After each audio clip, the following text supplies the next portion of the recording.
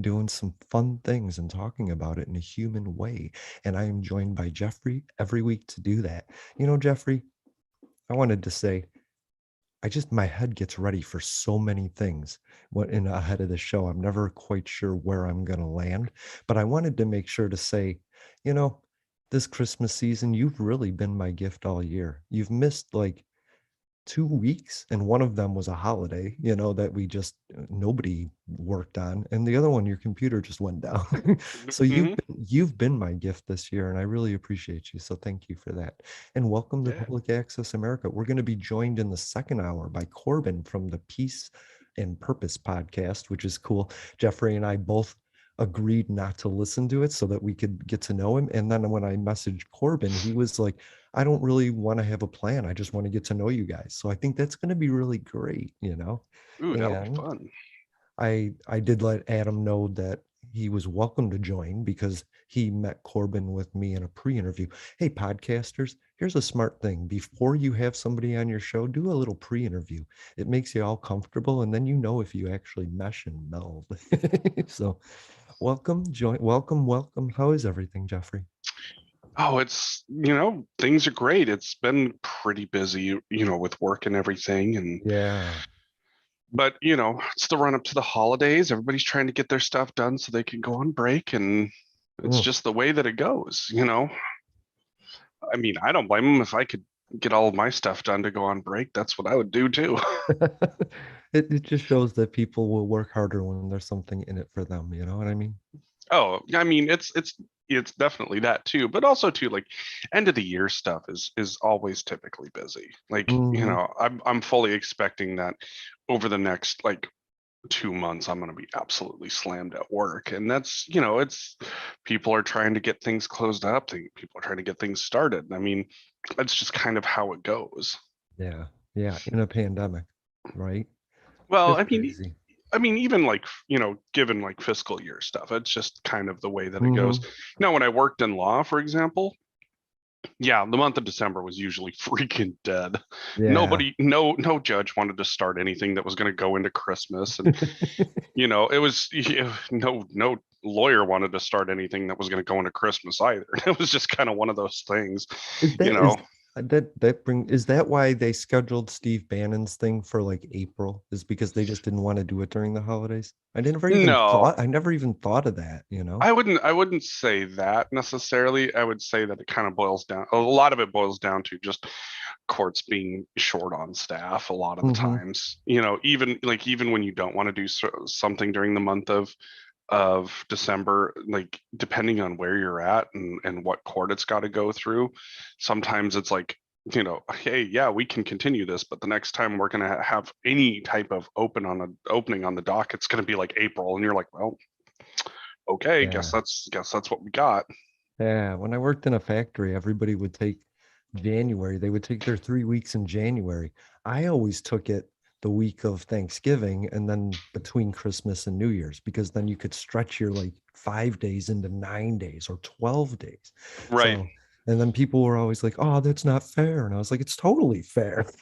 Absolutely. No, that's, I mean, like, so like where I work, I'm required to take 5 days consecutive off, Hmm. which is great. That's something that they recognize. It's like, hey, you've got to do this to keep yourself healthy, to keep yourself motivated. Hmm. They don't put any conditions on when you take your consecutive 5 days off. Yeah. So I do mine right before Labor Day. So uh, I get the week off, and then I get an extra day off for Labor Day, and I got the 2 weekends there. So I end up with like 10 days off. It's beautiful, right? Because the brain doesn't shut down because you have a day off. I mean, it takes a No, couple days to unwind from the work mode to the personal mode I and then to the relaxing mode. I wish that was the case. My vacations always end up as working vacations. Yeah, well, your mind never stops. That's the thing. Oh no, it really doesn't. And like that's one of those things, like, I don't know if people ever really know that about me, is just that it's like I can't turn this thing off most of the time. And when I was on the wrong medication, it was even worse because it wouldn't shut off. Now Right. I at least sleep at night. So there's that, and I sleep really well at night for the most part. Hmm. But man, there were some times seriously where, you know, it's like, all right, I'm gonna finally lay down and I'm gonna get some rest. And like all of a sudden 3 a.m. it's like you have this idea for this project that you're working on. You need to write this down and you need to think about this all. It's like, but I Hmm. just went to bed like 3 hours ago. Can this wait? And brain's Yeah. like, nope. I'll try to remember it. No, you won't remember it. I'll try. No, give me keywords. Nope. Seriously. It's like, Yeah. all right, well, and I mean, and a lot of times too, like when I take vacation, I end up working on different projects. So it's just kind Hmm. of one of those things where it's like, sometimes I'm working on stuff for other people, sometimes I'm working on stuff for home. Like it just kind of is one of those things where I never really shut down, even Yeah. though like I want to. And normally like during the before pandemic times, normally I would end up like taking a week off and I'd either go out to Montana or go see a buddy of mine out in Spokane. And I miss doing those things. Too. Some of it is like, could I have gone out to Montana for a week and done that this year? Yeah, I actually could have. Cases were low. I was vaccinated. That would have been fine, but I had projects at home I needed to work on. So it was kind of one of Right. those things where it's like I couldn't do anything anyways. So like I had to work on stuff at home. So it's like, well, shit. Hmm. Okay, well, I guess, at least instead of trying to fit this in my nights, I can just get this knocked out in a week. So Right. If you just get it done, you can actually relax. But there is no done. You know? no, and people, and especially like, and this is one of those things where it's like, you know, we talk about, people, being able to own and afford homes. Hmm. Let me tell you something. There is a convenience about living in an apartment that you will never have to deal with as a homeowner. That's Like right. stuff, I either have to fix it or I have to hire somebody to fix it. Hmm. And, luckily I have the ability to fix a lot of things myself, but there's a lot of things that, I won't be able to fix. And so then I have to save up money in order to get that taken care of. Whereas, living in an apartment, it's one of those things where it's like, oh, hey, this broke. Oh, I'll just call maintenance and have them come deal with it. Right. I think, and this is something like funny enough, like one of my kids and I, we got on the conversation of living in apartments because they see what trying to keep up a house looks like. And they're like, Hmm. this sucks. Like, what's the incentive in doing this? And I said, well, I mean, the incentive is that you own your own property. You don't have neighbors that are like right over in the next wall, bouncing their head off the wall at the middle of the night, and you're like trying to get some sleep. Said honestly, like apartment living would be great if they actually soundproofed apartments. Like if you Yeah. couldn't hear your neighbors above, below, left, right, diagonal, like honestly, you as somebody who owns a home, I'd be hard pressed to not want to live in an apartment sometimes. Yeah. You got Like to if do if your that were the research case. though. You got to spend like a weekend in an apartment complex because you got to talk to the people. You got to because there is so many variables to what could or couldn't make a great apartment. But I see my friend said, "You want to buy a house?" And I was like, "No, to me that's just buying a coffin on the planet. Like Mm. I can't move anymore. I'm stuck there till I die, and I don't want that. I want the option probably like your kids do to be like, you know what? I want to move. And the less I have, the easier that is. So, Well, there's yeah, and that's also part of the thing too. I've always been somewhat of a minimalist mhm, in terms me of what too. I have, and that's fine. I don't have, Debbie has a lot of Debbie's got a lot of stuff, and it's a lot of it's great. Like a lot of it's out right Yeah. now because it's Christmas, and Well, I and will say they're an that's artist and their art is absolutely. probably They've awesome got they've everywhere. got oh yeah, no, I'm literally looking at paintings. They ended up painting a friend, and I said honestly, Hmm. if I didn't know who you were painting, I'd say your friend looks like a young Arnold Schwarzenegger. I mean, it looks damn good. Right. You can You see know, that stuff on their Instagram. I'm following them. If you go to my Instagram, you'll find Dev. I'm just not quite sure what her tag is, what their tag is, but it's yeah, I'm trying to Deviathan. divide. Okay, because yeah, that is I'm constant. That's why I go on Instagram still is to see their pictures. So Oh yeah, no, their art is incredible. And you know mhm. what? I will say that, given where the place that we found, it really makes a difference. We're in a good place. The kids are in a, safe location. Yeah. There's a few wish list things that need to get taken care of, like, aesthetically and Hmm. like I'd love to get a fence and get the backyard taken care of so that way I can just kick the dog outside and let the dog do dog things, and you know, Yeah. and wish that, there's a few other things that I'd like to do. Like, we have this weird rail that runs down our driveway, and I found out it's because, we don't have, like, so we're kind of a little bit up a hill, not really a whole lot, but when it gets icy, like, Mhm. you're falling down that fucking hill. And so that's what happened with one of the elderly previous owners of this house, is he fell and he hit his head. And so he had these rails installed so that way he could Wow. walk down to the mailbox. And I'm like, man, I would have rather put steps on the side of the driveway and then that rail over there.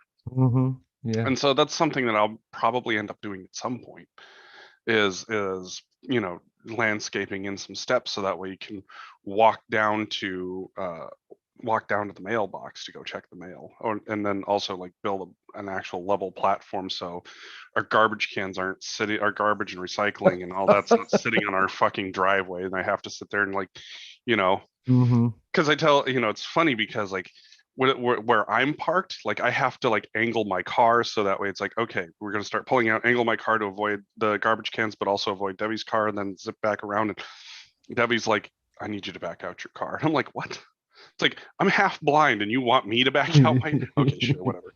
It's funny where that comes in handy, right? Right.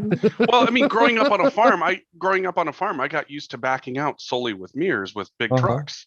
Yeah. So, like, I just can look at my mirrors and go, okay, zip, zip, and all right.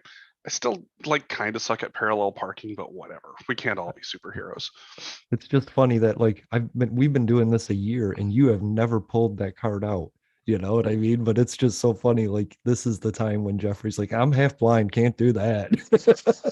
Oh, and that's the thing is like for me, it's like, I can still see pretty well, hmm but like I also know that I'm one accident away from being completely fucked and not Right. being able to see at all. Me too. So But that's one of those things where it's like, I have to, it is what it is. But of course, like, other people have used it as an excuse for, reasons why I can't do certain things. Like, it was, one of hmm the several reasons I couldn't go into the military. right. It was because there was no fixing it. And, it is what it is, whatever. I gotcha. My roommate was like, I was like, I'm gonna go clean the cabinets out. And he's like, I just don't want you to do that because I don't know if you can see well enough to do that. And a light bulb went off in my head, and I was, you're right. I don't even know if I can clean my toilet or my shower. And he's like, I'll do that for you. And I was like, awesome. Next to be like, I don't know if I can see well enough to wipe my own ass. Right, You're like, right. wait, wait, wait, wait, wait. Exactly. I can't see this mole. What is that? What is this bulging thing in the front of my pants? I can't see. No. Anyways. Right.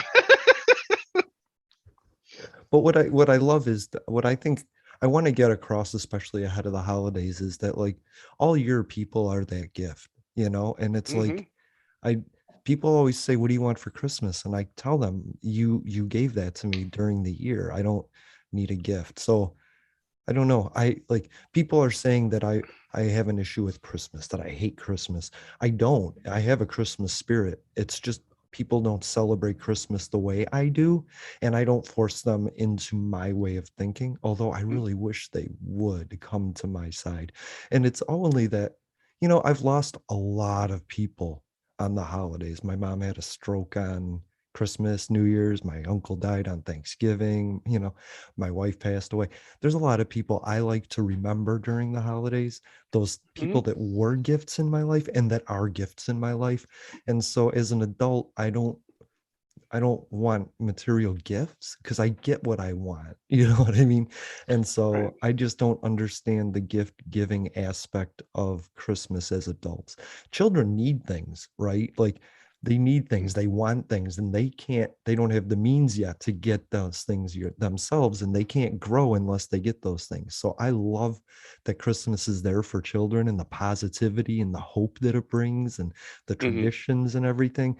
But as an adult, a single adult, I really just don't see like giving gifts in the traditional way. Like I told Adam, I was like, I'm gonna get you a $50 gift. You're gonna get me a $50 gift. And hey, Adam, thank you for these lights that I got. They were only 31 bucks. So, and Adam got me lights. I don't know what I got him, but I like that, you know. You know what I Right.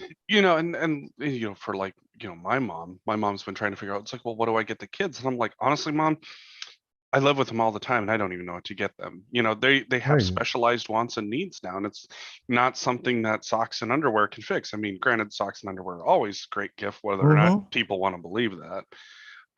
But when it comes to like what they want, what they need, at this point, I'm very much in favor of letting them decide what they want to spend their Christmas money on, and or what they need to spend their Christmas money on. Right. I've with my eldest, I helped them buy their tablets so that way they could do Instagram art.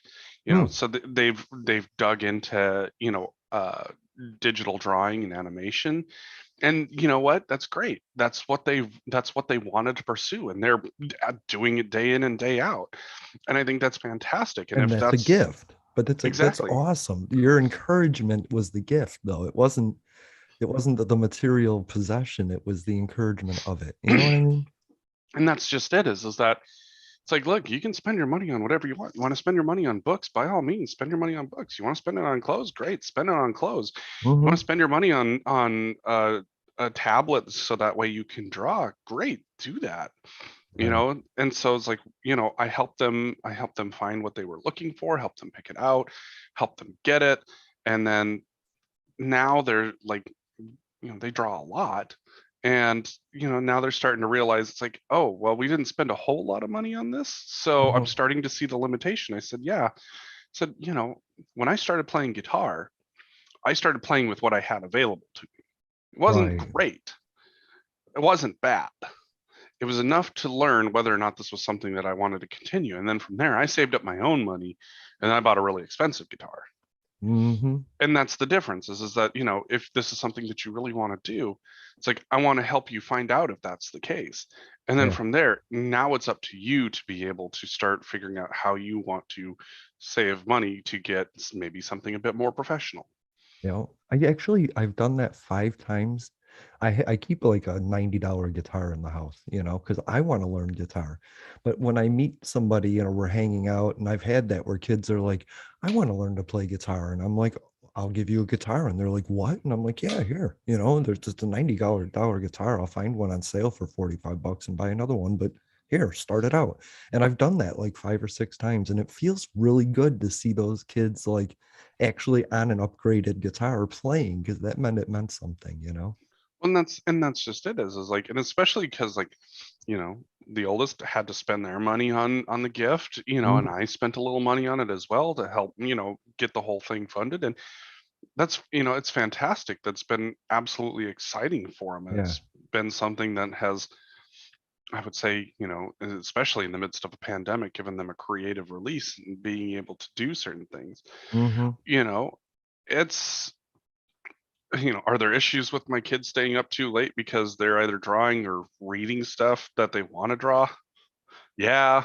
Yeah, But you because know what? they're your kids, and inspiration comes from motivation, which you've shown. And and on top of that, it's like, it would be one thing if my kids weren't getting the grades and they were struggling with that and I'd have to Hmm. kick their ass for that stuff. Then I would there would be different. My kids are straight A students. They're AB Yeah. students. And it's like, you know what? Look, I'm gonna tell you, hey, get some sleep, because you need to keep your mind sharp, and that's how you keep your mind sharp. Right. But I'm not gonna rag on them too much if they're doing the work and getting the grades that I know that they're capable of. And that's the Especially. difference. It's like knowing your kid. I grew up Hmm. with kids that they were C students, and that was as good as it was gonna get for them. And you know what? That's fine. Yeah. That's one of those things, like, what's the matter with being average? What's Oh, what's the matter with that? I just don't know if school is actually the barometer of intelligence. I just think it's some basics that we need to learn to survive in the world, but That's I don't well, think it's meaningful because I didn't pass history with an A or a C that I understood history. well, and that's and we have that conversation here all the time. It's like, great, I'm glad that you learned how to do multivariate equations. Now tell me, when's the Mhm. next time you're going to use it? Like, look, I am a fucking researcher, and the last time that I had to use a multivariate equation was in college. I was watching a show and this guy's like, the way they put these bricks in, the size of them and the shape of the pyramids, he was like, that can't be done without calculus. And I was like, there's where you use calculus. You know what Well, I mean? It's like, yes, there's a base for it, but I would rather a kid spent 5 years deep researching food if they love food, and learning everything they could know about nutrition and then going, oh, I know everything. I'm bored now. Ooh, science. I want them to take an interest. A kid will always get an A in what they're interested in and a C mhm. in what they're not. And school doesn't offer you the options of the range of possibilities that kids could be interested in. And I would say that, school has changed a lot since probably the time that you were in high school, and Oh, I even the used a time, typewriter, dude. well, and even like the times that the time that my parents were in high school. I mean, Hmm. the reality was is that they started bringing some of that stuff back around, and they call it quote unquote life skills. We called it home ec. Right. Consumer You know, math, home ec, wood exactly. shop, stuff like that. Yeah. Things, and like high schools changed to prepare kids to go to college. And it's not that it's wrong. I actually like the idea of Germany's track, where they have two different tracks that you take.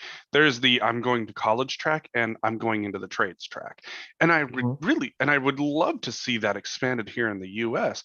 Me too. Look, not Me everybody too. needs to go to college. And it's not to say that, it's gasp, oh my God, how could you not want somebody? Look, specialized education is for people who want to do specialized jobs. That's right. And a trade is a specialized education, whether you want to admit it or not. And a It's just lot that, of a lot of people go into the workforce and industrial things or union things, construction things, and they start as drivers and then they become apprentices and then they go to a trade school to learn the craft completely, the HVAC guy, and then that's how you get those people. And you want them to continue their education. You don't want them locked into that low level paying delivery job because there is no path right. for him to go forward.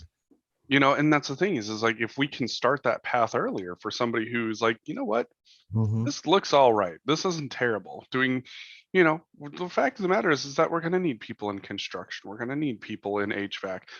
Yeah. Like we've talked about several times, as green energy becomes more and more prevalent, Hmm. we're going to need people that are able to install, maintain, repair green energy systems. And I think that's going to be something that's vital to the national economy, especially if we do like what I would hope we would do is move towards microgrids where, you know, if Yeah. you instead of having this, oops, I fucked up the entire East Coast and West Coast, and well, Texas pulled to Texas, Right.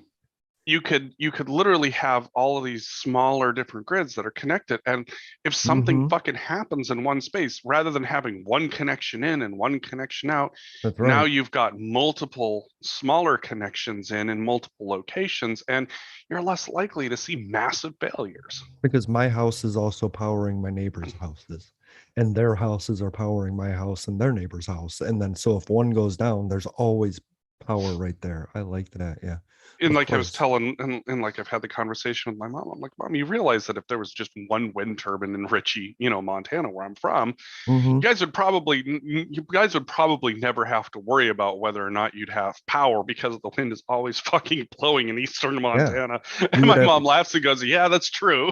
you would have a surplus of energy that you could then sell, or that wind turbine could be subsidized. A lot of farm communities are making hundreds of thousands of dollars because farmers are putting wind turbines on their land, and it generates an income for that entire community. And that's what's so cool. And guess what, that Mhm. community uses that money and the taxes generated from that to do what they want in their community. They don't then send it to Joe Biden, who says, okay, here, take 7% of that and do what you want with it, or do Right. a very specific thing with it. So that's community, that's the community involvement we need. And I like that. But what we also need is that tradesman to have college available so that he can then become a businessman and then run Hmm. his own business and then employ people, and that the cycle continues that way. And that's where like there's so much that you can do, like Hmm. between trade school, between 2-year degrees. you know, when I think of 4-year degrees, I think of somebody who's going to, be mid-level management at, medium to large size companies.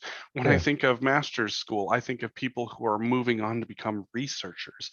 And of course, doctorate degrees, these are people that are trying to answer hard truths of the universe. Settled education though, right? Exactly. I don't know how else to say it. It's stuff that we already know that you need to be um it needs to go into your mind. But if you're learning business or social media in your first year, it's not relevant in your fifth year a lot of Right. times. But so like a doctor or a lawyer, there's things that are settled knowledge, and that's what you need to learn in a college, you know what I mean? Absolutely. And guess what? That's great.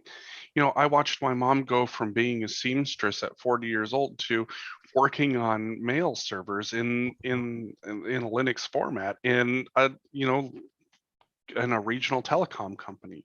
Yeah. It's that's and all through 2 years school.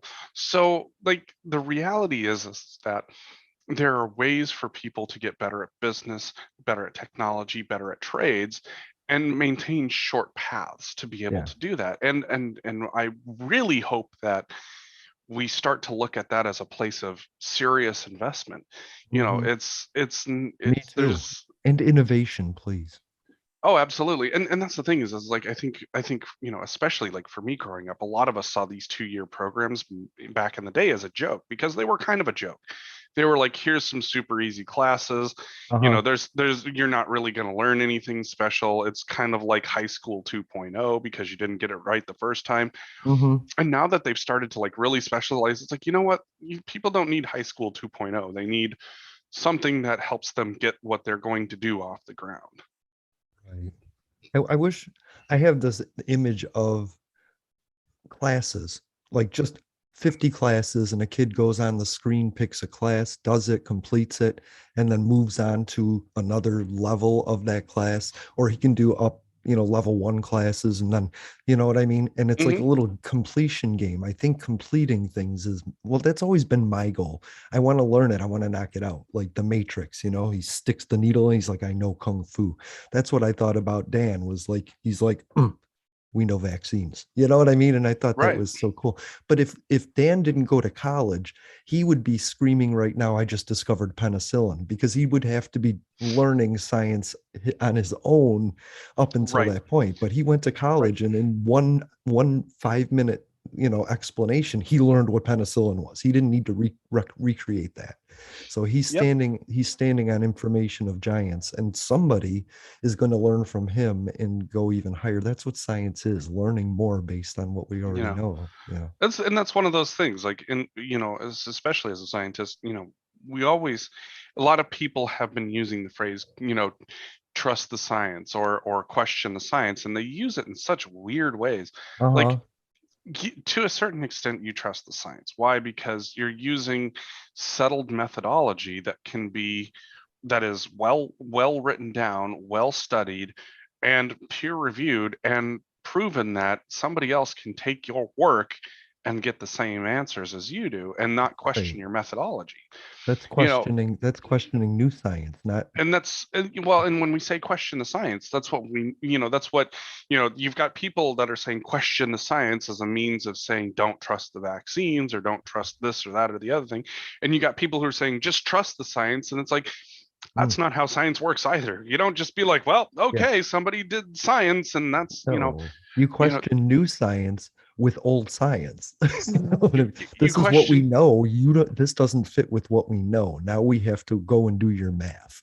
You Yeah, know you what I mean? question, you trust science by doing more science, and you Right. question science by doing more science. But And doing that's more science isn't inventing new science. It's using old science to it's make using new the science. it's using a method, a tried and Right, true and right, proven method in right. order to ensure that what a person did, not only was it accurate, but it's you can replicate what was done. And if Exactly. you can't replicate it, you throw it out and you go back to what you had. Somebody was like, why is the choice um getting the vaccine, getting sick, getting fired because you can't go to work instead of, and I was like, I had to explain to him, you don't need to be the infectious disease Twitter expert. Let those people be the infectious disease Twitter expert. Like, work to your strengths, not your weaknesses. You're not a scientist, obviously. Like, Right. so don't try and talk science. And I wanted to get that through because I think I am the one person on Twitter that actually once a week stands up for what he says during the week. You know what I mean? Mhm. If you don't know it, trust people that do know it. I don't know it, but I trust Dan. You know what Right. I mean? And that's the thing is that you also know that there's a series of experts out there that if Dan were to come up with something, they're going to question Dan and they're going to Hmm. try whatever it is he's doing, and they're going to let Dan know whether or not he got it right. And Yeah, if he didn't get it right, Dan's going to go back and go, all right, let's redo this because I still right. think this holds up, but let's get it right. Even And during the week, I was like, is what we said standing up and to the information we're getting now? You know what I mean? Can I still promote this on Thursday, having recorded Mhm. it on Sunday and new information coming out? And honestly, I could because it was a great thing. But no, do I know what he meant by fold? You know what I mean? Mhm. Not exactly. But do I know I do. enough of the words that he used to know that he was on the right path of honesty? Yes. That's the thing. I knew most of what he was talking about, which meant I could trust the stuff that I didn't. You know what I mean? And that's, for me, it's like, do I understand everything there is to know about immunology? Oh, hell no. Are you Hell kidding? no. But when we talk about the mathematics of the virus and the mathematics of immunology, Hmm. yes, I understand the mathematics because it doesn't matter. Math is the same across every discipline.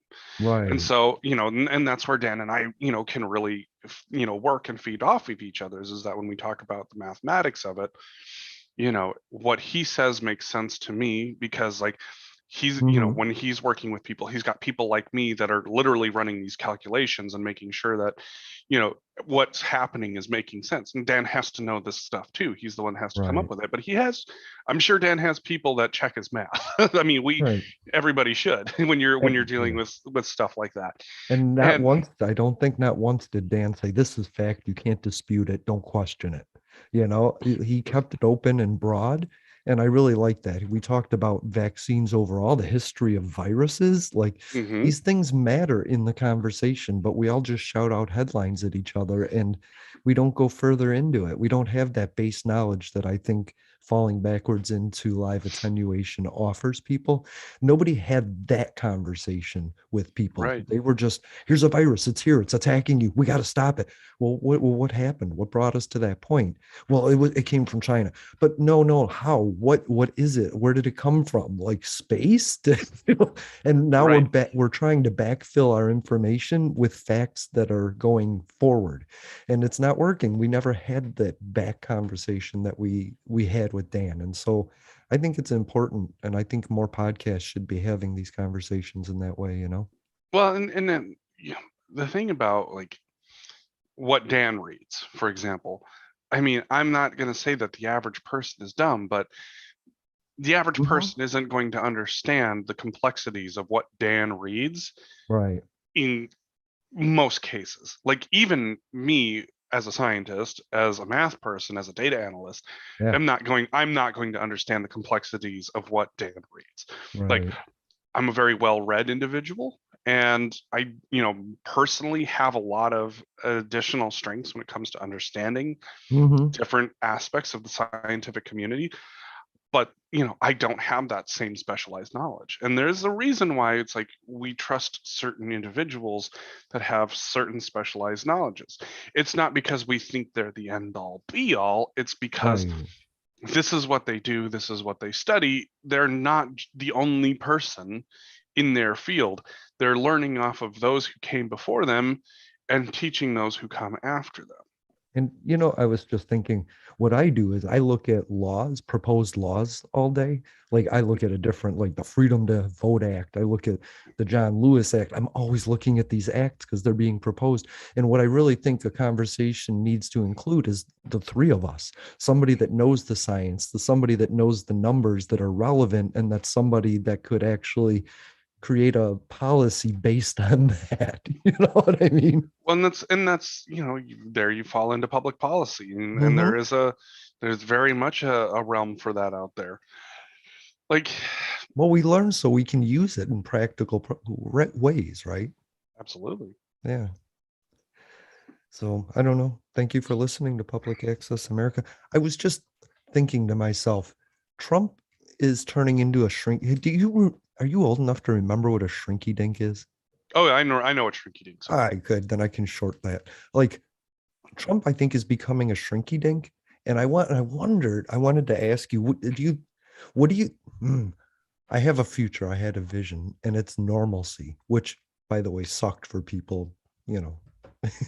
And I see this coming back, normalcy, and I wonder how we're going to handle that with all this frustration. But I think Donald Trump is becoming a smaller and smaller influence on our body politics at large. And I think it's the media basically keeping his specter alive in a way. I know he's still there and he's still making noise. I don't think he's as relevant as the media makes him out to be.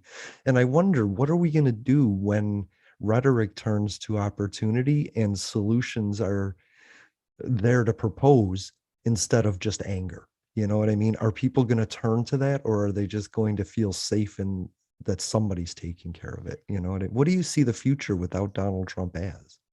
At some point, outrage politics is going to give way to people who are just fucking tired of the yelling. Uh-huh. And that's really what it boils down to. And I from what I can gather, what's going to happen is those people that are pushing outrage politics are going to get pushed further out to the left and to the right. Yep. And a bunch of people in the center are going to be like, all right, I'm fucking over this. This is dumb. Mm-hmm. We've been beating our heads against the wall for a long time. This is not working. And we've got to figure out what we're going to do with this. And you're going to have a Mm-hmm. bunch of screaming and wailing and crying and calling each other's rhinos and dinos and all this other fun shit. And eventually what's going to happen is that those voices are still going to be there screaming, but people are going to go, yeah, yeah, yeah, okay, same shit, different day. Right. Go And back to your so, little website. You know what right, I mean? Yeah. it's just that unfortunately, I think the issue at hand, what is stopping that from happening faster, is the fact that you have media outlets still diving in and talking about Trump for 55 minutes out of 60. Right. And until people decide that they're done saying his name and that Mm-hmm. they're done dealing with his politics and Right. they stop giving him a platform, it's not, and he's going to scream and cry censorship, and a bunch of people that follow him are going to say the same thing. And it's like, Mm-hmm. look, you're not interesting, you're not newsworthy. Right. Like, you're not censored, we just ain't covering you. Right. There was a DJ in Chicago, Mancow, and he said he did stupid stuff. He picked on a mentally challenged kid one day, and people were like, "You can't do that." And he said, "Look, love me or hate me, that's attention. But if you ignore me, I'm irrelevant, and that's what I'm trying to avoid." And that I learned in that moment, we don't need to pay attention to Donald Trump. He's like Freddy Krueger. He's like it. He draws his Hmm. power from the attention we give him. Why are we giving him the attention when he has no power? You know? Exactly. And that's just, that's what this is that the more attention, you don't feed the gremlin after midnight, and that's really what it boils Right. down to. And until people stop doing that, and Yeah. I think, as you probably saw, there was a nice release of text messages that showed just how much some people were really worried about things, and despite the fact that they keep saying otherwise on their fucking media platform. God, I tweeted to Sean Hannity, by the way, when dealing with a public official, you cannot expect privacy. Because like you're the news, you should know that. And there was no dispute. There was no like mob of MAGA people that came after me. You know what I mean? And I asked him, why would you want a government that has too much privacy, right? Oh, absolutely. And that's the thing is like, I fully expect, that sort of open communication and transparency with Mm-hmm. the people on the left. Like, if fucking Rachel Maddow was texting Biden directly, I would want to know exactly what was going on there. Of Why? course, yeah. Because you know what, if Biden's an elected official, and he is not privy to the same privacy that, a bunch of people think that they are. You Right, know, we're paying for that house, we're paying for that phone, we're paying for the fax machine. So yes, we get to know about all of it. You know what I mean? right. So it's like I don't really care, and that's another one of those things, like this whole assertion on executive privilege. And I'm like, Yeah. no, there's some things that absolutely, like, I mean, I can understand why you want to keep things secret, like especially if we're talking like military operations, or Right. if there's some type of intelligence gathering that's really going to affect how the United States is going to operate. Mm-hmm. Yes, absolutely. There's some things that should be kept secret, but in terms of that, I'm sorry, I don't see that as a thing. Right. The president gets advice from advisors, and that's what falls under executive privilege. So if the president said, "Hey Jeffrey, what's the worst outcome from bombing Iran?" You would say millions are going to die and this and that. That doesn't make it your view of what should happen. It just tells him what might happen if he does that. So it's not your opinion, and that's why it's covered, because you're being asked to portray a scenario that isn't your belief, right? Well, and Sometimes. but the thing is that, even as somebody who can understand it, it's like I want to know what the information is that he's getting. So, like, Oh for yeah. example, like, what's the worst that could have happened? I mean, have you seen what's happened in fucking Iraq and Afghanistan? Like, I want to know what the fuck advice somebody got from that to think that was a good idea, Hell because that yeah. person did not know what the fuck they were doing, clearly. Well, if you listen to Pod Save the World, Ben Rhodes, he's an architect of the Iran negotiation, and man, getting out of that, you'll hear stories about that. And yeah, the JCP, whatever. Yeah. And like Israel is coming out now, like people in the Israeli government are saying that was the worst move in Israeli history to pull out of that deal. And they're like, why are you bringing it up now? And they were like, well, because he's not in power anymore, we can say it, Exactly. And that's the thing, is it's like, you know wh- Yeah. the ability for government to remain effective Mm-hmm. hinges on the ability for people within the country to get information about what a person is doing. Yeah. And here's the thing, is like, if you're getting shit information from somebody, your Mm-hmm. constituents have a right to know. That's Absolutely. right. That was always my struggle. Is Donald Trump misinformed or is he seditious? Like, if somebody comes in and spends 2 hours talking about herd immunity to me, and I'm not a scientist and I have other things on my plate, maybe that's a viable thing to look into. And everybody gets COVID, everybody does just fine. Well, millions are going to die. Well, millions are going to die with the vaccine or without the vaccine. Let's kill them either way. Like, it's a conversation to be had. It's not a viable conversation once you get into it, but it's something you might look into if four people are constantly on you every day.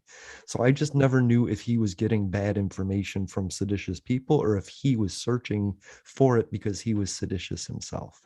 Well, and honestly, it's I would say that it's, one part somebody wants to be a supreme leader, like, some of the people that he was trying to rub elbows with, and Mm-hmm. But some, he's and also one being part of it told is, he is a supreme leader. and He's that's being the other told, part. like he starts to believe his own Kool-Aid Well, type thing. that was the other part, is, like we've talked about before, Mm-hmm. everybody thought that, there was going to be this grand reveal of, Trump being this criminal mastermind, while simultaneously being too dumb to tie his own shoelaces. And it's like, Exactly. no, he was really just too dumb to tie his own shoelaces, and he had a bunch of people in the room that were much smarter than him that knew how to take advantage of him. And so when he said he had all the best people, he was right. He had all the best people to take advantage of him. That's And that's right. exactly what you saw play out in the court of law. They all had their own interests in line that they were doing, and they're like, Mm-hmm. yeah, sure, I'll try and advance some of your shit. But mostly they were looking out for themselves, because now they had an avenue and a venue to do it. That's right. Michael Flynn took money from Turkey to, try and get Turkish needs met. And that, so he was in his own interests. Everybody was going for their own book deal. Everybody was going for their own podcast, right? Like, Yeah, that's why everybody Steve was. Bannon is doing this, so that people listen to his podcast that I won't even promote because I think it's disgusting. I tried listening to 30 seconds of it, him and Marjorie Taylor Greene. I turned it off. They're not normal, and they're not the majority of Republicans. There's 10 of them, No, right? There's like 10 of exactly. them. Exactly. And that's the thing is that, when you have a group of people that are willing to do that and willing to butter up somebody who thinks that, they're buttering him up because they think he's the greatest, it's not that. They're buttering him up because they know he's a fucking dipstick and they're going to take advantage of him. And then he's going to be the one that gets left footing the bill and getting, kind of screwed over in the public media. Right. I'm not saying he didn't earn it. He fucking did. And he's a giant piece of shit. Yeah, he's a giant piece of shit that people take advantage of. Yeah, it's just that there were people that were far smarter than him that also knew how to take advantage of him. Well, And I don't know and that's about all it is. smarter. I don't know about smarter, but they were keener on certain issues. I would never call Stephen Miller intelligent, but he sure knows racism really well. You know No, what and I that's the mean? thing is that Stephen Miller is intelligent, and that's what's scary about him. I don't know, man. If I went to Yale, He is actually intelligent. He just knows he knows spin and he knows how to manipulate people. It requires a certain level of intelligence. Like, once again, intelligence is a broad spectrum. We're not talking about scientific intelligence. Interpersonal intelligence is real, and that's how people like Trump and Stephen Miller and Steve Bannon do their thing. Is like they have a level of intelligence when it comes to interpersonal relationships and working with people and getting people going, that it works. You can also say the same thing about, unfortunately, Hitler. Hitler, not a very bright individual, but he was extremely charismatic and knew how to interact with the people in order to get his will done. It takes a level of intelligence, because if you're just straight fucking dumb, you don't get any of that done. I, I think dumb people push ahead whether their plan is destructive or not. Like, a part of intelligence is knowing the result of what you're doing is going to devastate an entire country or lift it up. Like, I don't think Stephen Miller is smart because he didn't consider all of the angles. He might be smart on one angle. He knows about racism, but he doesn't know what the reaction would be. He doesn't know black people at all. He doesn't know brown people at all. He doesn't know disabled people at all. He's never interacted. So he doesn't know what could happen from the results of his racism. And that's my issue. You know what I mean? He Like, was they smart enough to do the calculations. Here's the thing. He they was locked smart they enough to do the locked calculations, but the mm, difference is that this isn't something where you're like, if I do A plus B and C, I will get D. He didn't do enough of the math in order to get to the right spot, but that's he did right. enough of the math to get farther than he ever should have. If your And goal is that's chaos, then yes, he's abs- intelligent. But they absolutely. locked kids in cages, and the minute they did that, I said we're going to have to pay 500,000 migrants a lot of money in a settlement. That's the first thing I thought, and that's what's Hmm. going on right now. They just the government walked away from negotiations because it's 450,000 to $1 million per child that was separated. That's crazy. Nobody is thinking that. But on the other hand, what we did to them was an abomination, and that's not Hmm. even enough money. And so that's where the issue is. And Stephen Miller never came to the conclusion that in the long term, we're going to be financially screwed because of him. So his in the end, what Donald Trump did was cost us money. And Oh, that's absolutely. There's no that's what question about it. sucks, man. So they're Oh, smart. absolutely. They're smart on certain subjects, but they can't imagine the pantheon of variables like other people Ugh. can. They were smart enough to get what they got in and moving Hmm. in the first place, because they knew that there wouldn't be the same level of ability to push back. And Right. that's the difference. Their plan was to avoid the accountability portion of that and It just get just the turns out reward. that people got fucking pissed, voted in different people, and then suddenly the plan didn't work anymore. That's right. The plan worked just Hmm. fine when it was controlled by one group of people. That's right. And it was And an that's 8-year and plan. that's and that's the thing. Yeah, exactly. And that was the difference, is that until people got pissed off and said, no, this isn't going to work, Hmm. it worked. And Right. that's what people need to realize. This is that. So like this conversation, whether or not he was smart enough, it was an 8-year plan and it worked. He just didn't think that, number one, what would happen would end up costing them the House. Right. And I think Trump's 8-year plan didn't fall in line with the Republicans' 40-year plan. Like he was the idiot to get them over the finish line in their 40-year plan, but I think Trump's 8-year plan was something different. Oh, And so absolutely. he only got 4 years because he fucked up their plan by his selfish And even then, greed. he only got 2 years because he fucked up royally, and Uh-huh. the House basically, he lost the House, and Right. rightfully so. And now, unfortunately, what we're watching is we're watching the Democrats who had this great idea and that they were going to have all this stuff taken care of. Their 4-year plan became a 2-year plan, became a 1-year plan, and now they don't have a fucking plan again. Right. They have a So, Republican in their caucus. I get it. so basically now their plan is hold on to the House, hope to God they can win some seats in the Senate, Mm-hmm. and then if not, it's basically gonna look like bullshit, like every other fucking election does, and If you're and we're trying gonna be. if you're trying to scale a cliff and you get one hand on the top, that doesn't mean you're successful, right? You got to keep pulling. You got to keep pulling. Look, we, I say we like I'm a Democrat, but I'm not a Republican and there's an issue. Well, actually, I want to say I tweeted, I want to be the part of the party that Liz Cheney is. I don't know what that is. I think she is freaking awesome and I like Liz Cheney. And I don't care. She's fiscally responsible, she's pro-life. I can get past all that because she's reasonable and she's law-abiding and I like that. So I'm not opposed to being a Republican if it's a Liz Cheney Republican. But I would call like Liz Cheney and Matt Kinzinger classical Republicans, in that they were, mhm, before, I would put them more back towards like post Nixon, Reagan-ish, but not quite HW Bush or W. right, Reagan without the malice, George Bush without the intellectual deficiencies.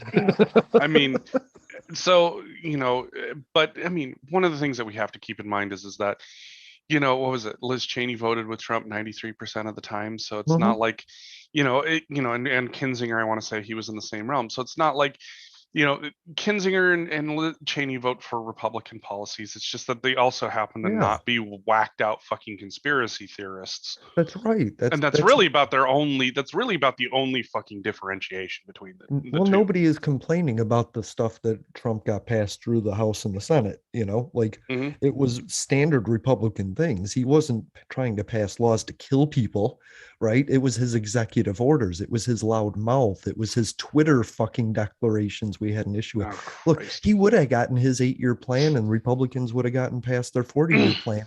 Trump had just shut his mouth and let them use him as a puppet, but he had to be Trump about it and he fucked it all up. And now they're looking for an intelligent Trump that will shut his mouth like a Mike Pence, that'll just sit there like a roll of paper towels and let them just use him. Like I was telling Debbie and Emily, I said, honestly, like with the way things are going with the Democrats right now and how fucked that is, especially this after this morning where, Manchin made it clear that he's not voting for Build Back Better. So that's gonna fucking die. He Like didn't honestly, he was clear the entire time oh, he wasn't going to pass it. It was just Democrats hope. Sorry, go ahead. right. I said, but honestly, like what I said was is that if you had like a Mitt Romney and a Liz Cheney run together, I hate to say it, but if they could actually get the GOP nomination, unfortunately, I honestly think they would beat the Democrats. And that's not because the Democrats don't have that focus on people. It's that people are seeing the Democrats do what they're doing and they like the direction that it's going, but the Democrats apparently don't even like the direction it's going, so they won't do anything to actually, fulfill their campaign promises, or, make sure that the constituents that they said they were going to look out for are actually being looked out for. And with those issues at hand, I honestly think that it's not going to look good in the House come 2022 unless they can get a big win, right before the election hits. And the Senate, well, that's going to be a fucking disaster too. I honestly, like, this isn't great. Like, but like I said, if you had a Liz Cheney and a Mitt Romney run together, I don't think that it would be close. I think it'd be a fucking landslide and they would win the election, period. End of story. Not a big fan of Mitt Romney, to be honest with I'm not a fan of either of them either. you. But but watching what I'm watching, I hate to say it, like people ain't exactly thrilled with Biden right now either. Like I'm trying to remember That's right. what was his approval rating at? I want to say It's he's 44% right now. yeah. And what was Trump at? 41, 45, somewhere right in there. He was at his lowest was 33, and the base is 40. So being underwater, Yeah, like somebody said, there hasn't been a president to get under 40%. Your base is 40%. Your base will give you that popularity. So anything over 40 is your actual popularity. yeah. And so like that's the scary part in all of this is that Mm-hmm. whether people want to realize it or not, Biden barely has a better approval rating than Trump, and that's fucking scary. People, people Because want. voters are going to swing back to Republicans. It's like, did we not watch 2015 through 2020 play out? Like Mhm. Well, that was garbage. people are upset about I hear this all the time. We're frustrated with the pandemic and it's not Yeah, over. Here comes Omicron. We're just tired. But changing the president isn't going to change the fact that these viruses are still here. This president is attempting to fight it where others aren't. But I think right. the real issue is you need to do the things that Donald Trump promised, not wanted once he got elected. You need to address the things that Donald Trump promised to the LGBT community, to everyone else, to a better economy. But you also, like Donald Trump, have to address Donald Trump. Joe Biden ran on being the healer of the nation, right?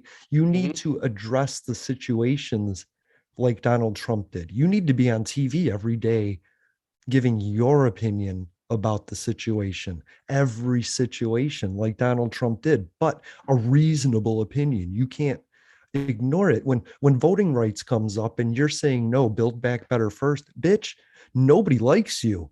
We need our voting rights. That's the issue down here. You know what I mean? Not passing your bill. I'm sorry. You know what I mean? And so Or the there's a student disconnect. or student loan forgiveness. I Or mean, student loan like forgiveness. let's be realistic. Build back better is not going to happen. You know, I know what the next best thing is to help get more money moving in the actual economy. Student loan forgiveness. People who are not going to have to pay on student loans are going to be spending money out in their communities, Yeah, but he doing let that shit that they pass. need to. He keeps saying that student loan discussions are still on the table, and in all honesty, if that doesn't happen by 2022, by the elections, Mm-hmm. you're gonna see a fucking beating, especially if Build Back Better isn't happening either. Yeah, It's not gonna look pretty. it's not. But he's not addressing the issues that matter to us. Critical No. race theory. He never came out and sat down and talked about what that really is. And that's what Trump would do. And Oh, so absolutely. you have to be that Trump version, but a reasonable version of because Biden isn't a Democrat. He's a purple. He's a purple, you He's a know. And so Biden is a pure centrist. Let's be so real he honest. can speak from a centrist point of view, a reasonable point of view about what's happening, but people these days want to know what to think, and for Hmm. some reason they want to get that from the president, and the last president told them what to think, but he told them what he wanted them to think. Joe Biden needs to tell people what to think and where to go get the information for themselves. He needs to do this daily on subjects that are happening in Milwaukee and Georgia and California and Massachusetts. He needs to address these micro issues with his pulpit every day, you know? Hmm. That's what I And think anyway. yeah, and the thing is that I think that there are plenty of ways that he could do it. And I honestly think that Mm-hmm. if Biden were to do this with a weekly address and sit down and it's like, hey, let's talk about where we're at. Let's talk about where we're going. Let's talk about That's what right. we would like to do, and here's our reasoning why. Mm-hmm. There's a we live in an age now. It's like Roosevelt did this through fireside chats, and people tuned in every week for it. That's right. And had more national pride than ever before. I think that there's a way that you could essentially do the same thing now. It's not that it's not possible. You don't need to completely hijack the airwaves with it these days, Right. but but the difference is that you have the ability to put the information out there at least, and he's not doing that, and it's not helping his cause. That's right. You know, how many people, with this whole issue with Manchin in West Virginia, you know, if Biden put out more information for West Virginians, Mhm. and those West Virginians then were to write Joe Manchin and say, look, we're supporting this, then it's just Joe Manchin looking like a fucking prick. That's right. Bernie Sanders said, "I will pay for the poll." Like let's poll your people and see if they want lower prescription costs. Yes, of course they do, right?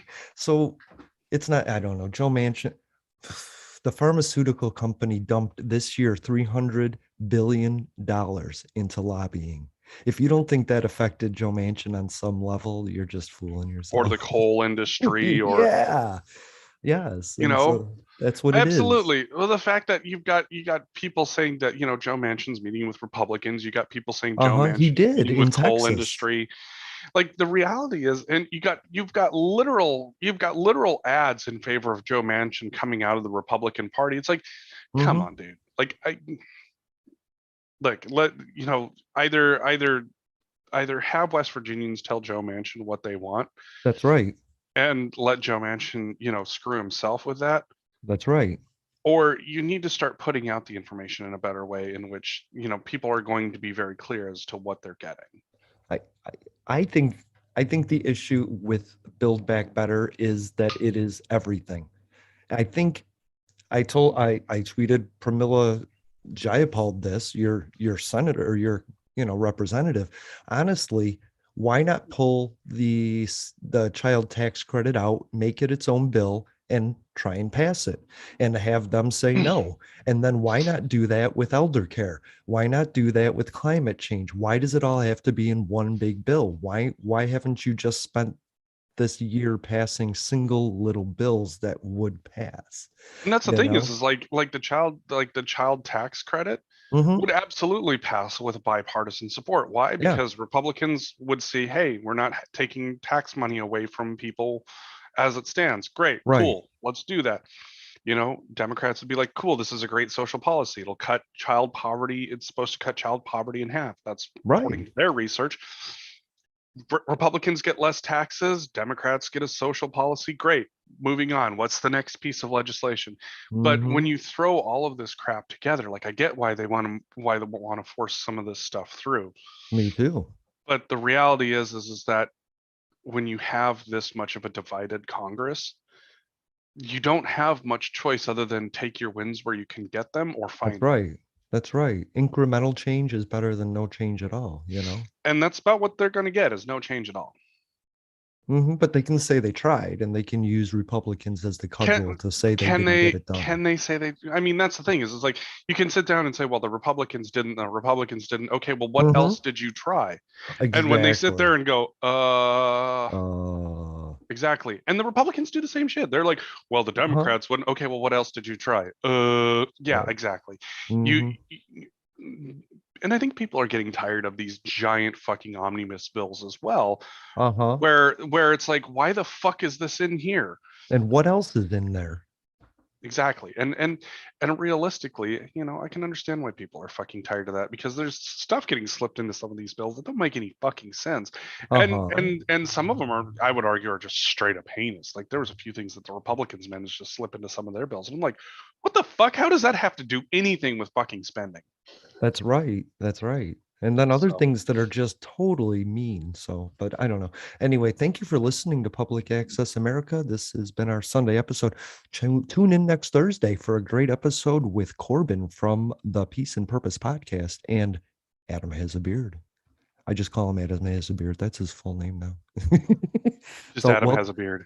welcome back to Public Access America. My name is Jason. His name is Jeffrey, and we are here just to talk, like we always do, about all these fun things. I think we ended with Joe Manchin in the Senate, and now we're back, and it's Thursday. And wow, it's been a week. What do you recall from just specifically this past Tuesday?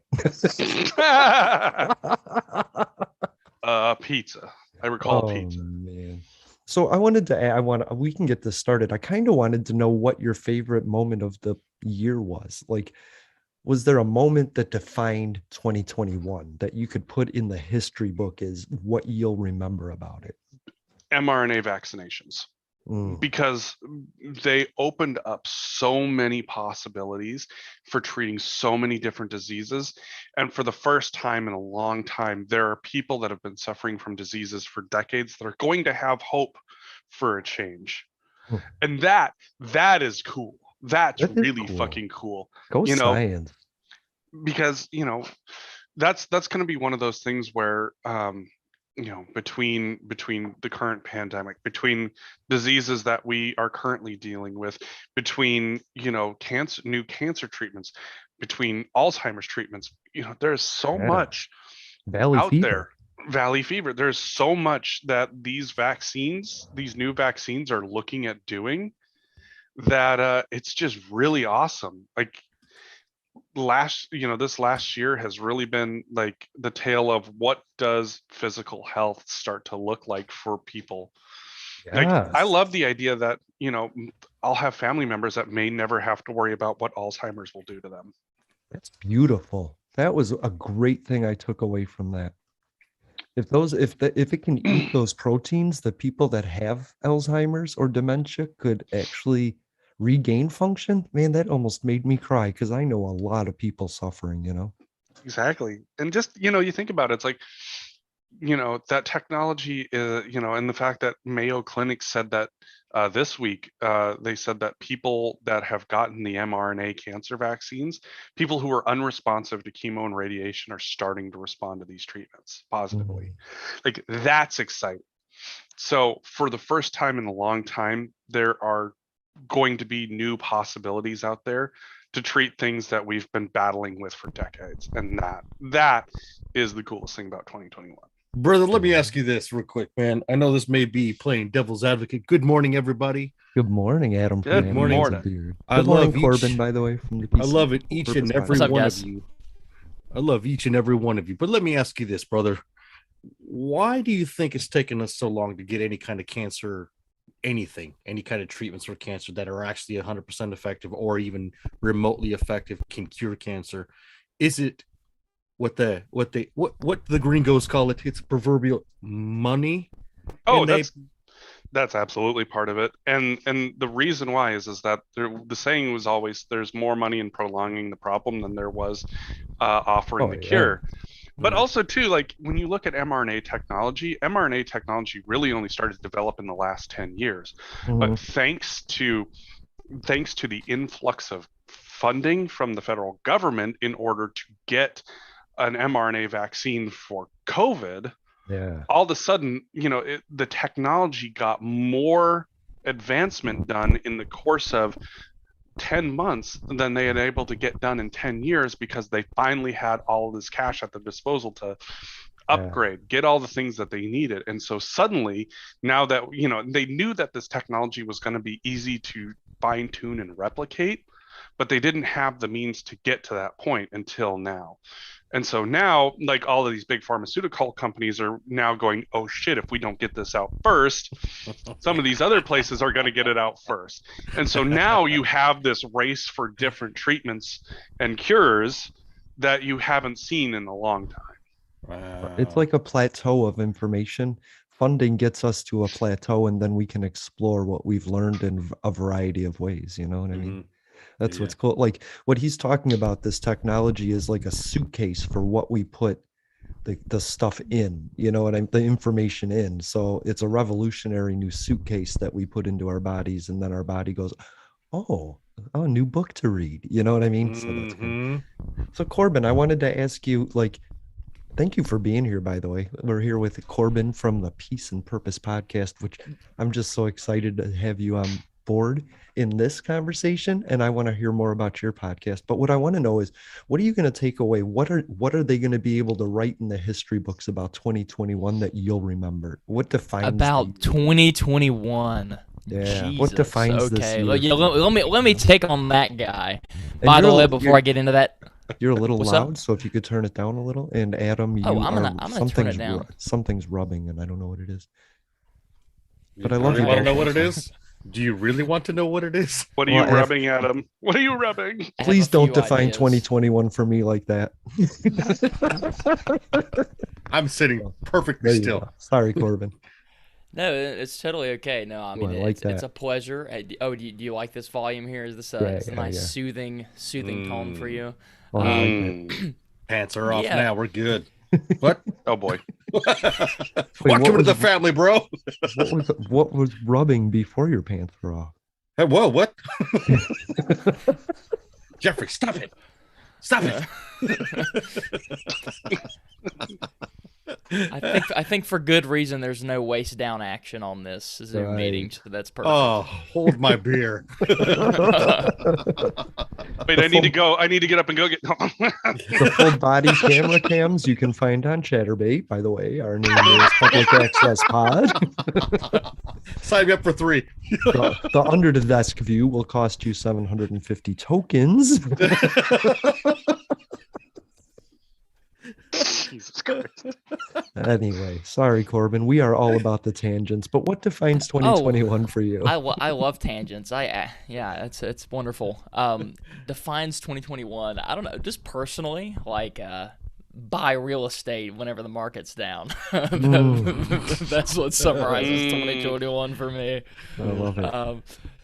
Yeah, I'd say that, and I'd also say that it's a much harder game to play as humans whenever we're not receptive to one another. It's a harder game to play, but it's also easier to not be receptive to one another because it's easier to conflict over technology than it is to make eye contact with someone and disagree with them. So I think that opens the door for less productiveness as a result of it being so easy to disagree. But at the same time, if we can have the the self-control to, act in a way that's reasonable on there, it's also the most powerful tool being the internet. So like that, I think just sort of a double-edged sword in that regard. So that's my take. I think there's people saying that's green and other people going, screw you, it's not red. And it's Right. these stupid arguments that don't actually relate to each other. So, but I But think the we're crazy getting thing, back though, to a human perspective, and I really Yes. love that. I see that on the horizon. I was asking Jeffrey about that.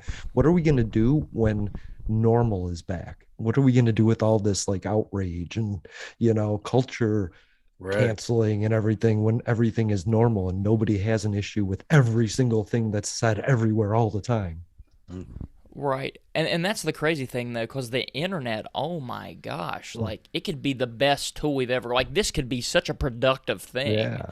But it's like it requires so much self-control simultaneously. So we got to like work that out. But after that, I think we're looking pretty golden. I love that. And that's what your podcast is about, right? Teaching people on just a human level, one-on-one, how to get through things, right? How to get past Yeah. things, how to overcome things, how to get out of the hole that you found yourself in. And I like that. Yeah, my podcast, well, one, it's quite simply, it's about having more positive, like the ratio of positive emotions to negative emotions, having more weighted toward that's the whole game of life, honestly. Like, I mean, if Optimism, anybody, like pessimism. that's the whole, I think we misconstrue it for other things, like, whether it's money, and yes, important to a certain level, of course, but like, that's the game. But the podcast is about, at 90, I want to look back and be happy with the decisions I made.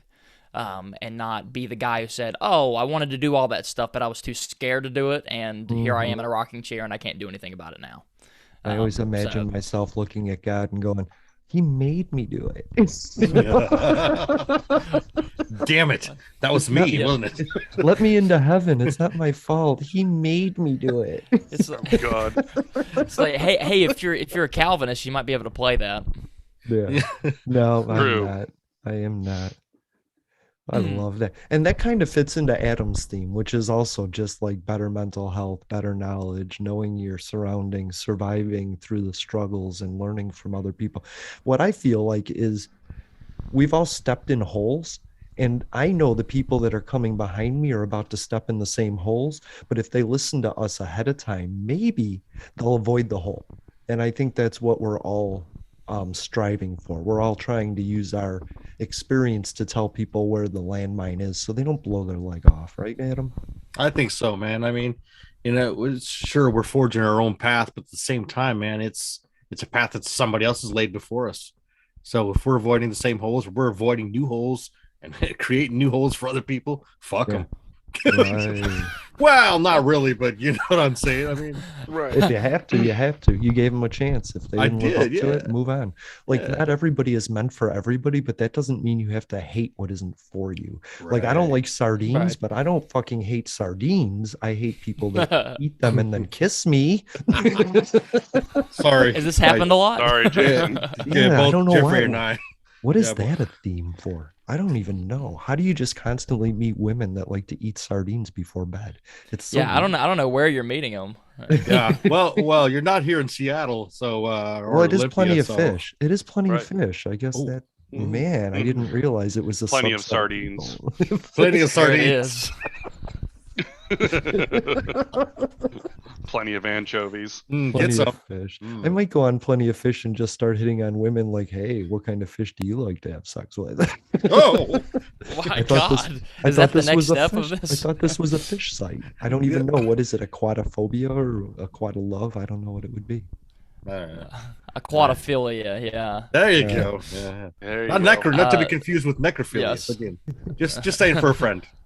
It's not I me. think a few weeks ago, I Preach. wanted to bring up the topic of people that are into bestiality believe they should be on the LGBTI spectrum, and LGBT No. is like, no, because sex is consensual. And I was like, that's a good Right. answer. Not going to bring it up. Moving on. Yeah, no shit, dude. There's a show out here. It's called Zoo, and it's based off that dude who got exploded by that horse in Enumclaw, which is how far is Enumclaw from here, Jeffrey? What, maybe an hour? Yeah, about an two? hour. Yeah. Yeah, no, please, no bestiality, people. How about this? Shut the fuck up. No, Right. Jesus Christ. Get consent. Yeah, that dude. Yeah. Yeah. Like I don't know what part of getting fucked to death by a donkey is like, your Or a thing, horse. or a horse or whatever. All I know is that it's a very Enumclaw thing to do, and don't do it. Yeah, don't do it. Please don't. Suicide is a personal decision, and I would never want to get in That is literally death by Boomba. yeah, death by- Jesus, I mean, mother- if you're gonna go, Jesus. it's either that or audio asphyxiation. I think the donkey might Or be erotic. the best solution. You know what? Look, if you choose the David Carradine path, then at least you're not fucked to death by a horse. Kung Fu, great movie, great show. I Mm, wish that was back. Why are you Mm. putting Starsky and Hutch on Hulu? I want some Kung Fu. Yeah. mm. Oh. What's Mm. that? Hey, what's that show, Adam, that you had me watch? The Kung Fu show. I couldn't remember the name of it. Oh, I thought it was the other show, the two midgets. You can't call them midgets anymore, though. They're little people. Two wait, little not that people show? in a big cup? No, the other one. No, oh, the other one, Warrior. Warrior. My Yep. friend was telling me, he's like, the Asian people were slaves too. The Chinese were slaves. And I was like, yeah, they built the railroad. And when they died, they just filled in the ditches on the side. And he was like, I wish I could learn more. But he learns from like theatric history.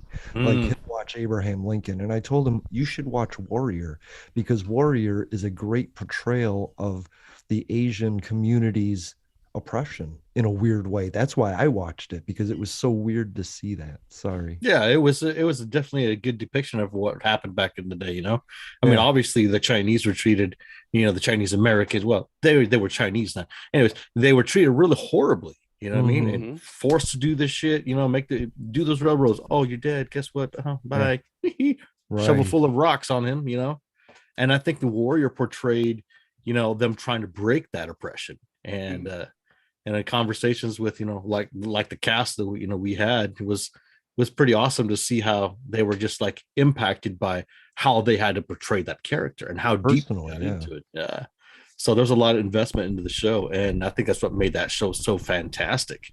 Mm. Talking to Perry Young, I mean, Perry Young is such a badass anyway. I mean, he played Father June in it. He played Boogie's dad in the movie called Boogie. I mean, he was so invested in the Asian community, with the rights and just how beautiful it is. I mean, it was Yeah. just great people. It was just great, I Mhm. love it. I love that. Man, what was I thinking? I just had a thought and you made me lose it because I wanted to kiss you. Sorry. Bam. And check out So- Adam Has a Beard. He has interviews from these shows from Warrior, the cast of Warrior. One of them was the stunt designer. The stunt coordinator, Brett Chan. Yes, that was a Mhm. great conversation. He is such an amazing dude to listen to, just so full of energy.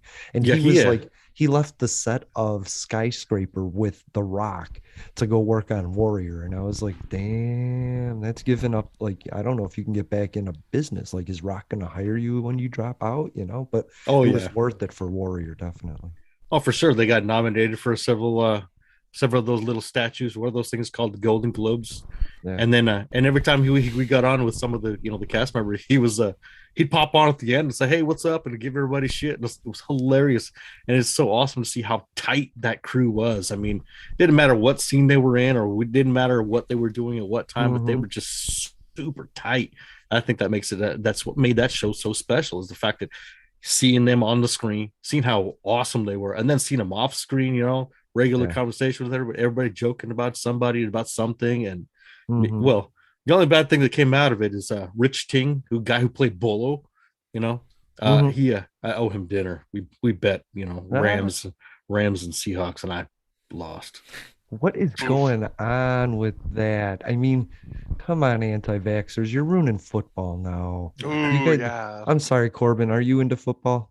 You're North Carolina, I am. so I'm imagining it's more Yes, college, right? 100%. Is it football or is it 100% football? Football.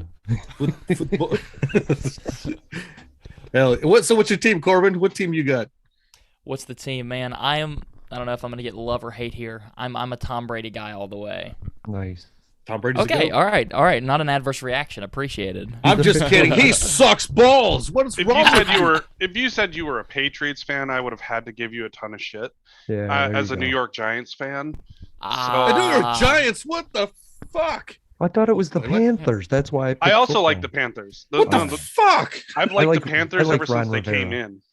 I like Ron Ah. Rivera. Yeah, Ron Rivera. Dude, I love Yes. football in general, man. I mean, Me too. there's so many people in so many, positions. I mean, like obviously Tom Brady. Let's talk about Tom Brady. He is possibly going to go down in history as one of the greats He because is the greatest. He just of- is. Oh yeah. everything he's Yeah. accomplished. His stupidity, his hot wife. That's it. That's all I can think of. And then, everywhere else, so Steelers, Big Ben is retiring. Who gives a fuck? He hasn't done anything magical. Yeah. He hasn't done anything great. He won one Super Bowl, right? Juan Super Bowl? Juan? Was it one or two? Did he win one or two? It might have been just one, but Tom Brady I has think won. it's just one. I Yeah. don't. Yeah. Yeah, but Tom Brady has won. It doesn't even matter. The man has Stupid won amount. stupid, insane amount of Super Bowls, and he is just like he's smart. He's really smart about the game. If Peyton Manning was halfway decent, he probably would have gotten a lot too. But his intelligence for the game was really phenomenal too. You know what I mean? Yeah. Right.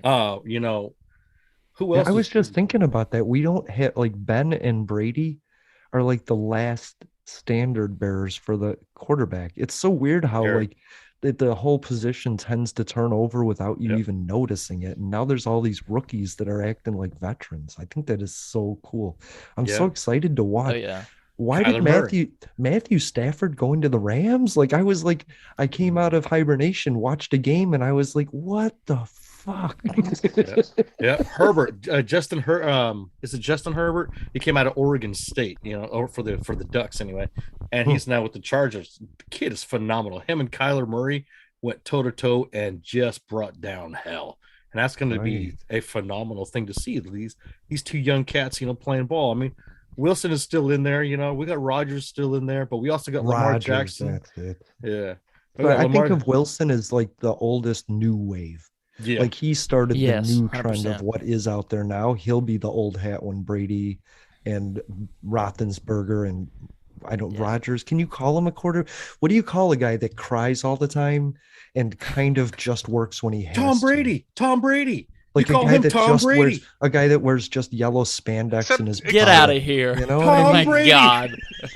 Except Tom Brady's at least, can back up his whining by winning Super Right. Bowls. I mean, Right, and he can wear his wife's clothes comfortably. Right. Just saying, for a friend. Just saying. Not a guy It's me. that's I'm comfortable Fred. with just getting Look. sacked by the Bears endlessly. You know what I mean? Oh, all I know is that I gave Brady a lot of shit because he had Yeah. Belichick as his coach, and Mm. I said, look, the moment that if Tom Brady wins a Super Bowl with the Tampa Bay Bucks, everybody's going to have to shut their mouth because then Uh-huh. it turns out he's actually a good yeah. quarterback that's not, cheating, Mhm. not dealing with all the cheating stuff. Mhm. And that's pretty much how it's turned out. Is that Mhm. he went down 1 year, wins a Super Bowl with the Bucks, and that's that. And Yep, he's yep. on the verge of potentially winning a second with the Bucks. Oh, 100%. So, but like Aaron Rodgers, on the other hand, this dude literally has won one Super Bowl, 2010, and he whines and bitches and complains and moans. Like, I don't know if the only thing that he's going to do any differently potentially compared to Brett Favre is whether or not he starts sending pictures of his junk to the sideline reporters. Mm, I mean, you think Complaining. about it, the old Nice. good gunslinger. move. Oh, I mean, what? Brett Favre went from being the old gunslinger to the old junk dealer. Right. You know what's funny? My favorite Green Bay jersey is my Brett Favre Jets jersey. Oh, nice. Nice. Yeah, because I'll wear Nice. that to Wisconsin anytime. That's how much I just don't like the Packers. You know what I mean? Hell yeah. And now the Packers are talking about they don't want to go negotiate with Rodgers, and he's like, "I'll leave," and they're like, okay, that's kind Bye. of what we meant." And he's like, "No, wait, I'll stay." Right? Damn. It's like you won a Super Bowl 11 years ago. Great. Mhm. You've made a couple of okay runs since then. I haven't seen this level of commitment to mediocrity since the Dallas Cowboys committed to Tony Romo. Right. Oh my gosh. Who is a great analyst, by the way. Oh God, great my ass. Let me tell you something about Tony Romo. So we were playing South by Southwest in like 2010, 2011, somewhere in there. Anyway, our last show of the run before we're going home, Tony Romo walks in the bar, and I'm like saying to everybody in the band, Nice. like, "Hey, that's fucking Tony Romo. That's Tony fucking Romo, dude. You guys see him? It's Tony Romo." Everybody's like, "Who?" I'm like, "Well, fuck it, dude. I'm gonna go over and say what's up." So I walked over to him, me being my smart ass stuff. I'm like, "Hey man, how you doing?" "Oh, I'm doing good." Sitting there talking. I was like, "Hey man, fucking, can I buy you a beer?" Sat down and talked, and didn't talk no football, didn't talk shit. We're just talking about the music. We're talking about whatever, this and that, and then they call me up. They're like, "Hey, we got to go play." So like, all right, man. Well, I'll be back. I got to go handle some business. I'll be back. And so we did our thing. We played up there. He's out there. He's like, "Who the fuck? What? Okay, musician. Oh, cool. All right." We get done. We kick ass. Get back to the bar. I said there, "Hey, can I buy you another beer?" He's like, "Man, let me buy you a beer." I'm like, "All right, fuck, whatever, dude. I don't give a shit. I'll buy the next round." He goes, "Do you know who I am?" I go, "Fuck yes, I do. Go Seahawks." He goes, "God damn it." And we started talking a little bit more. And then all of a sudden I go, "Hey, let me ask you a question." He goes like, fuck, here it comes. Because he thought I was going to talk football with him. Like, "So how was Jessica Simpson's titties? Were they big?" And he goes, and I'm like, "Yeah, bro." That was my interaction with Tony Romo, dude. He was fucking cool though, man. Real smart analyst, real smart fucking dude. Whatever, dude. Just fucking shoot the shit with the guy. He changed analytics with the way he can call the plays based on the 100%. defense. Like You know what I mean? he's a shit quarterback, but he actually is great when it comes to being an analyst. Yeah. He's He can predict what he's the smart. play's going to be, and it's so awesome to be like, here's what's going to happen. There's the guy that's going to screw up. There's the penalty. I already called it before the play. And I think that's awesome. Why watch the game? Ask Tony what the end result's going to be. Yeah. He's a shit True. quarterback, but great analyst. And then you see Troy Aikman all butthurt, like, "I'm not as good as him." No, you're not. You never were. And that's Tony Romo, bro. Yeah. Glass shoulder Romo, dude. Hell yeah. Seriously. Right. Yeah. Good I don't times. know. All right, we need to pick on Corbin here. Yeah, let's pick on Corbin. Go for it. Oh, thank you. I love being your target. It is truly a joy and an honor. I don't know what I could pick on Corbin about, man. Honestly, I mean, the dude is I know, smooth. you don't know enough about me yet. You don't have all the dirt and that sort of thing. Well, our private eyes are still looking into that. I got a guy Yeah, from you don't worry about Afghanistan giving me information, and I'm not quite sure why. Yeah. She's giving me the same information, and I'm like, "Wait, what? Is this Corbin? Because Corbin like Elliott? Corbin? Yes. yeah. Corbin. Oh, it is Corbin. Oh, That Corbin! Hey! That's the guy. I kind of expected him to have an English accent when he logged on for our pre-interview. I was like, "Wait, he's got a Southern Really? accent." Corbin, I always relate to English. Yes. Huh. No, I always tell people Corbin Blue from High School Musical. That was always the way I rolled. I'm too old to know what that is. Yeah, me either. That's very accurate. I don't have any cream for that. What does that mean? I'm talking. So that's Love why you this smell like. the intergenerational action. Oh, wait, what? Did the register somewhere for that? Because I'm confused. He's saying you Welcome to smell like public ointment, access ointment and pee. Oh, Oh yeah, he does, Correct. doesn't he? where's my wheelchair? Come on, somebody give me my wheelchair. Shit. Get Adam his walker. He needs to go to the bathroom. I fucking already went. I got a bag. Don't worry about it. You got your donut pillow? That's what I got. Adam how I went knew from I Adam was has a old. beard to Adam is diaper daddy. A strong rebrand. Oh, that's strong. Very strong. I'm pretty sure Debbie just retched. It's better than My last week. apologies. Wait, how Last do we week get back we to- how talked do we talked about military suppositories, so this is a better line of conversation, I think. Military suppositories. Jesus Christ. How the fuck did we get on bagging on Adam when we're trying to bag on Corbin here? What the fuck? I'm a That worked magician. out. That's how. I see how it is, Corbin. All right. Oh, That's a magician. Oh, hey, what's up? Let's go down. Frozen picture. Oh, I love that though. I'm gonna have that picture forever. hell yeah. Public There it is. Access America picture right there. Hell yeah. All right, well, love those two. Jeffrey All and right. Debbie are on break right now, but they wanted to let us know they're happy. They want us to know about military suppositories. Order Military. them Yeah, they're by just bulk. stuck like that. Yeah, It's not- hell yeah. It's not the suppository, it's the delivery system. Oh, Damn. Corbin, let's talk about your podcast, brother. I mean, Yeah. Okay. So you have a new season coming up. Yeah, right? whatever. Let's do it. Season 4. Season 4, right? Yes, season 4. Dang, right on it, dude. Right. Yeah, Yeah, it's timing. coming out January 4th. Oh no. Oh, that's okay. No. January 4th. Yeah, anyway, January 4th. Yeah, it's coming out January 4th.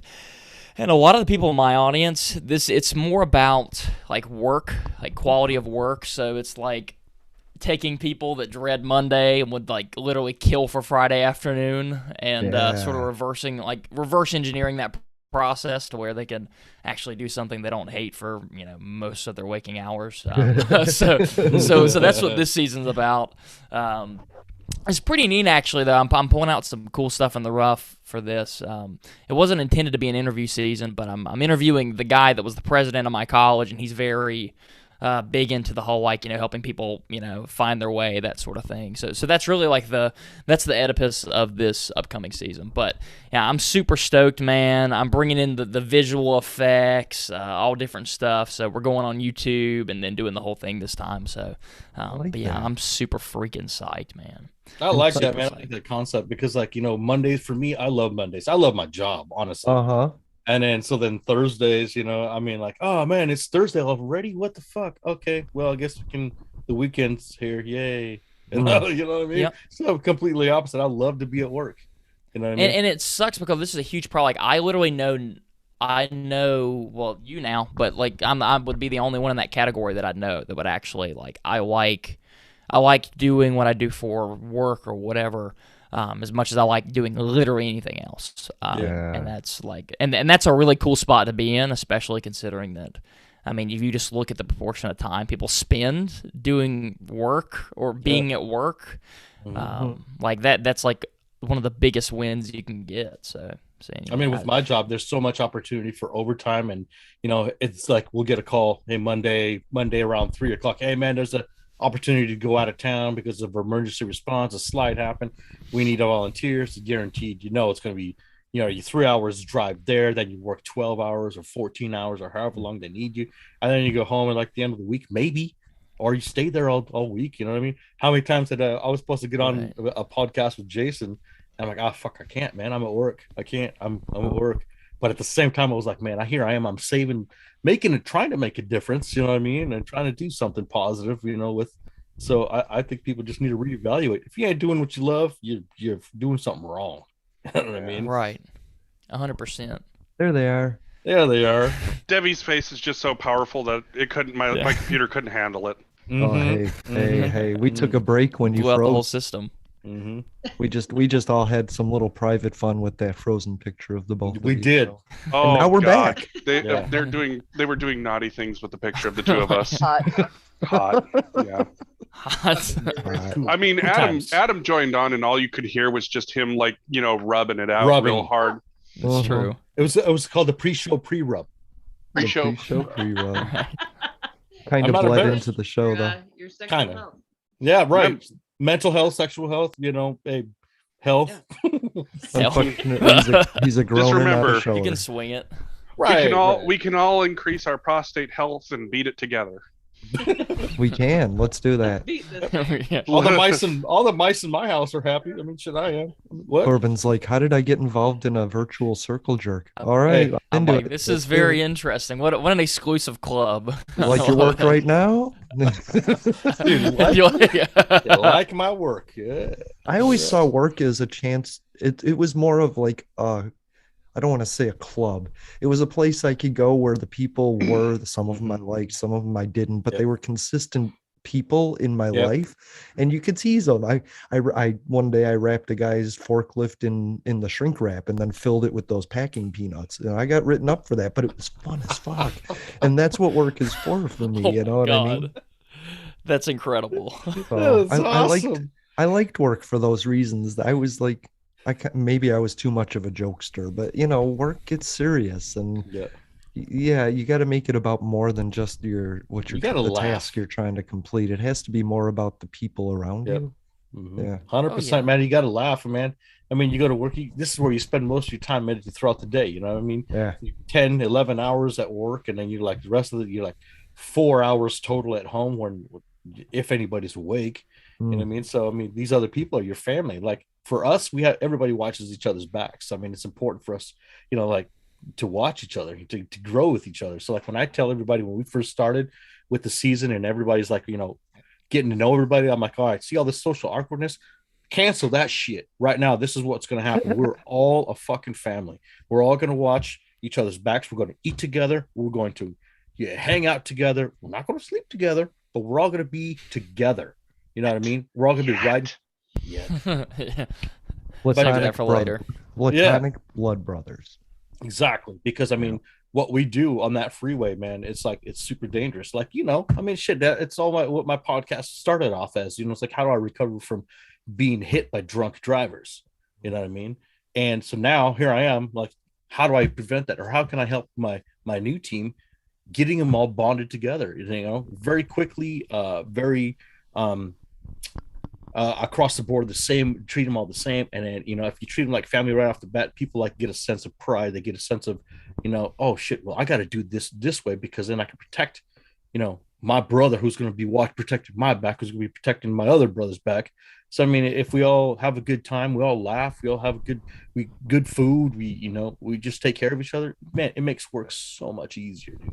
And you talk about mental health, like the outputs of being a part of a group like that, like that's some high level benefit there. 100%, man. And nobody knows that more than I do, especially with the shit that I do. You know what I mean? Because it's high energy, high intense.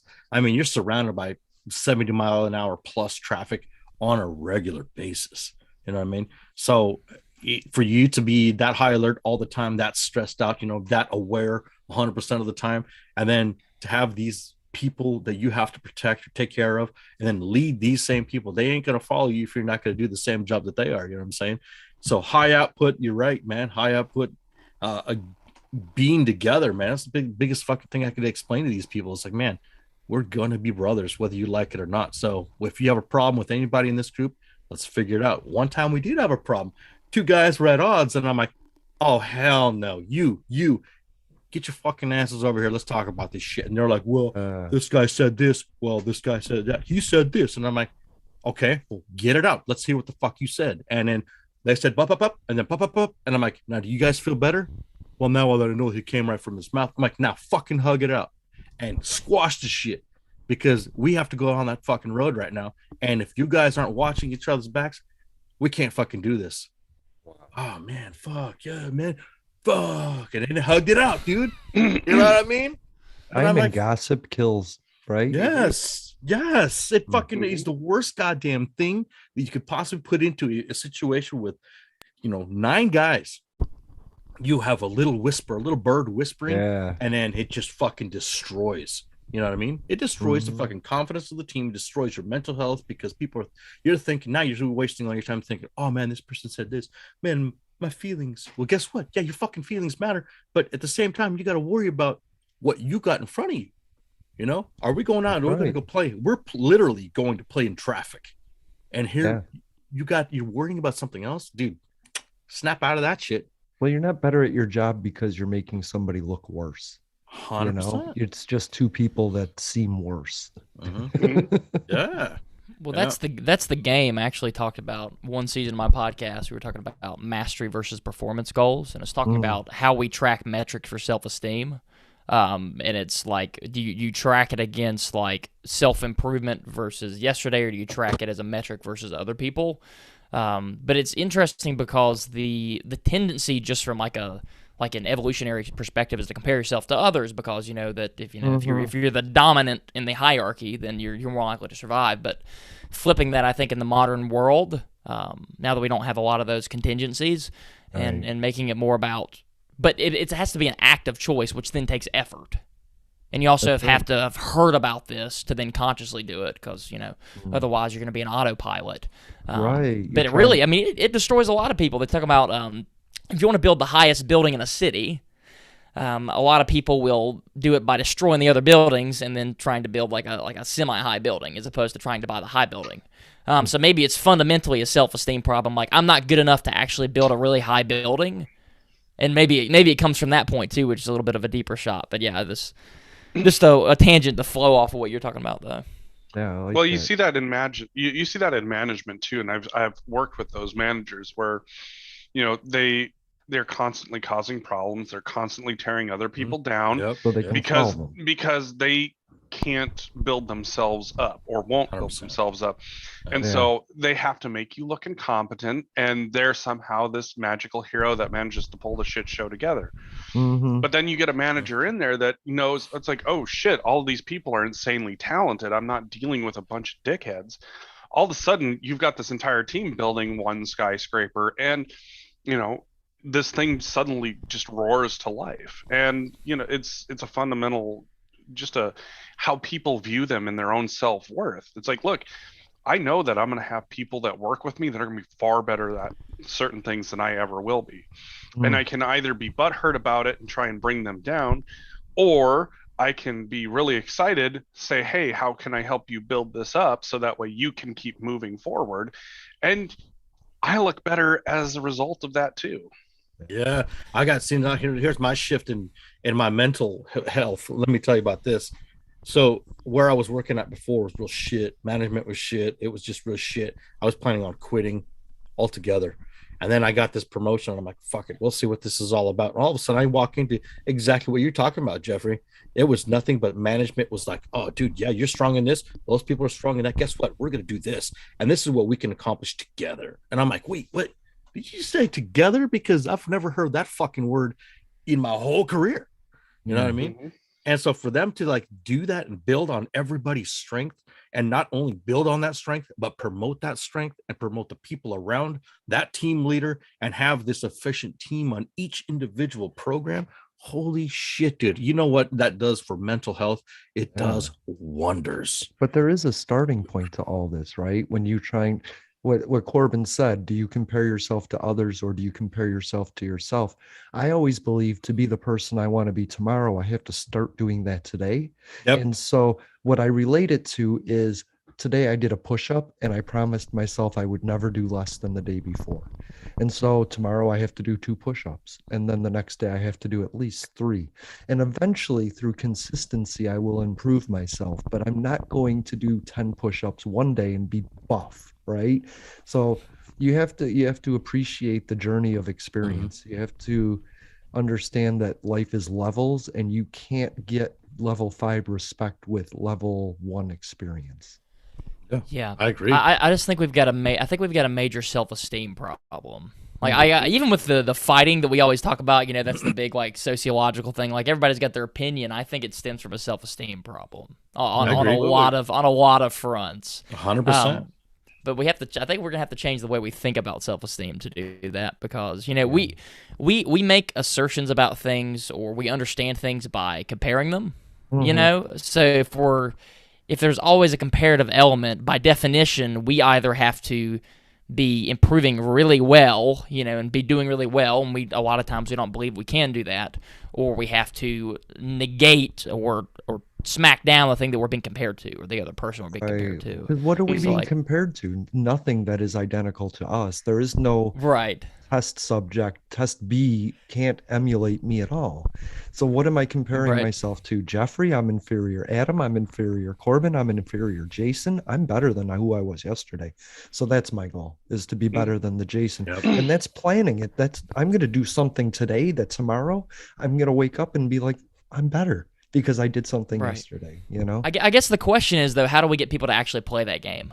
You know what I'm saying? Like that's a different game fundamentally. Well, it depends on where you're at. It depends on where you're at, because for me, let me tell you, I got enrolled into a very fantastic wellness coach who was just absolutely just fantastic. I mean, the dude, I'll mention his name is Scott Drapo. Yeah, Scott. Devi's the one who turned me on to this dude, and this dude, let me tell you, this guy has got me just start. It's not necessarily changing. It's changing how I am. It's more of a getting into habits. And healthy, strong mental health habits. Like the first one is like, hey, wake up and today's gonna be a great day. Even if it's a shit day, even if it's raining cat buttholes and water, dude, it's fucking gonna be a great fucking day. You know what I mean? But then that works for 5 minutes and then you're back to where you were. But then the next day it works for 10 minutes and then you're back. But then one day you're going a week because you're so positive. Nothing starts like people quit smoking cold turkey. No, take a year and smoke less than you did the day before. That's how you get rid of the habits that you started. Yeah, it's a momentum game, but the thing I'm obsessed with is how do you get people to actually start the momentum? Yeah, or believe that it's a momentum game, because once you have the momentum, sort of set. I think, like you said, I think people get embarrassed about being inferior, but experience comes from being the inferior one that's learning from the experienced one. So life is a series of embarrassing moments that make you look bad until you're old enough and wise enough to not look that way. Or give a shit. You think about what Jason just said when he says, if I compare myself to Jeffrey, I'm inferior. Let me tell you something. When I walked into my master's program, and some of the kids that I was, literally kids, they were people that were straight out of their undergraduate program, 24 years old. I'm 30 some years old. I'm looking at this and I'm going, fuck, I'm inferior to them. And then it's like, wait, these are people that have these crazy tech backgrounds that have worked in these weird tech companies, from the beginning. Like they've already been doing this. And then I start looking around and I'm like, okay, well, what do I have to compare to? There were people in there that had only ever been teachers. Right. And so they didn't have the same tech background that even I had. It's like, okay, so who am I trying to compare myself in? And it's like, I can compare myself to one of my friends who now is like a project manager, like a security manager at Microsoft, and go, fuck, I'm inferior. But if I compare myself to the person who walked into the program, who worked in business management, IT management, and law, and now where I'm at, fuck, I'm far better than I was when I walked into that program, and I'm far better than I was when I walked out of that program. But do you find yourself looking around for inferior people then to compare yourself to? Do you just see the flaws in everybody when they're just like, all of them were the worst version of Jeffrey imaginable? You're the best version. So, I mean, who does Adam compare himself to? Well, looking for it. Here's the thing is that you have to, it requires a specific mindset. It really does. And that specific mindset has to be that, you have to be okay with failure. Yeah. And that's the difference is that the moment that you start to recognize that you're going to fail at something, you have to accept and own that. And one of the things that, for me always helped was Teddy Roosevelt. The best thing you can do is the right thing. The next best thing you can do is the wrong thing, because you'll learn something. And the worst thing you can do is nothing. Ooh, that's a And for me, it's like, god okay. damn. And But so I'm I- like, yeah, okay, well, let's, when it comes to making decisions about how I'm going to do things, it's like, I'm going to try and do the right thing. And if it doesn't work out, then I'm going to learn what the right thing is. There you And if go. I don't do anything, I'm not going to know. And Mhm. that's how I started moving myself forward. So then to echo Corbin's question, how do we get that momentum rolling? How do we get people to see that? Yeah. You know? They have to pay attention less to other people's successes and more to theirs. They have to pay attention more to other people's mistakes and more about theirs. We need to care more about ourselves than what other people are doing. When we judge other people, we're distracting ourselves from our own limitations, and that makes us feel superior for a short time, but in the end, we regret that mentality and then we feel guilt about it. So you have to be the best you. I used to be the guy at work that was like, I'm better than you. Give me all the work. I'll do it. Look at how lazy you are. You have nothing to do and you're not doing anything. I'm the best. And I realized nobody liked me. No. Right. Oh. Right. They were happy on the days I was off. So I came in and I was chill and I walked up to somebody and I was like, do you need help? I would let them take the work. I would take what was left over. And then when I was done with my work, I would go and help other people and say, hey, I see you still have a lot of work. Can I take half of that from you? And they appreciated me more instead of just taking it and rubbing it in their face, Right. Attitude is everything. Yeah. So Adam, I got to ask you a question. You talked about a minute ago. You're like, you get so old and then you just don't care. Where do you think that? Where do you think people in that state? I don't know if any of you guys are in that mindset at all, but like, where do you get that alternative sense of self-worth? Like that's what I'm interested in. Long enough for people to sort of convert to the internal, like, I'm getting better mode. Like, how can we hold them off long enough to, if you understand what I'm saying, to not revert back to how can I compare myself? Yeah. It's Like, does probably anybody get a thought? it's probably in the company you keep, man. I mean, honestly, for example, for me, it's like when I'm podcasting and I got, guests and random people and this and that, I'm like, okay, well, I kind of got to guide this, and I'm not going to learn very much, or I'm not going to get very much out of it. But when I come on to Public Access America, I am learning something from Jeffrey. I learn something from Jeffrey every time he texts me, sends me a picture of his wiener, sends me a new video, fucking conversations on this. Jason the same too. I mean, both of these guys together are like the left and right brain. So it's the company you keep where you're just suddenly you're like, you know what? I'm not sure I'm not as smart as these two, but I can hold my own in conversation, which means I'm learning and I'm growing. And then you have a much more appreciative value when you get together with certain people. You know what I mean? So you don't know foreign affairs, but you know humanity. That's where we're all on the same level. Like somebody said, the Kai said that I don't want to be on your show because I don't know foreign affairs. And I was like, did you listen to the episode? I don't know foreign affairs. And for me, it's one of those things, like when I talk to Adam, I get perspective. For me, it's like, I get a perspective of an individual, a group of people who, it's like, Adam's not the only one that has the thoughts that Adam has. Maybe Adam's the only one that has the thoughts about my wiener, but small thoughts. Right. Hey, they're medium, they're average thoughts. Thank you very much. Yeah, but it is an open sore. You should have that looked at. Antibiotics, my friend. Oh, I mean, what?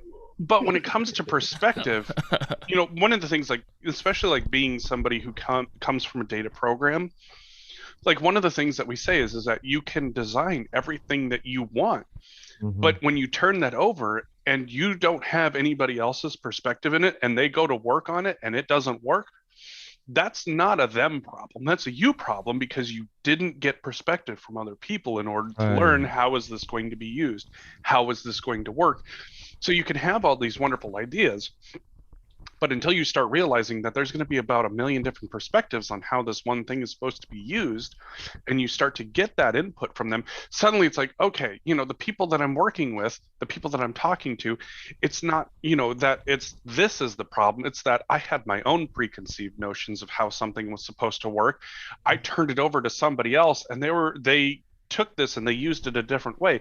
You see this happen commonly, especially in like the software industry, for example.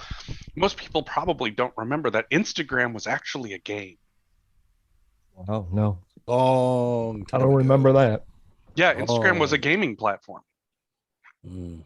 Now it's a place where you can find pictures and videos. What people thought the system should be used for versus what it ended up being used for.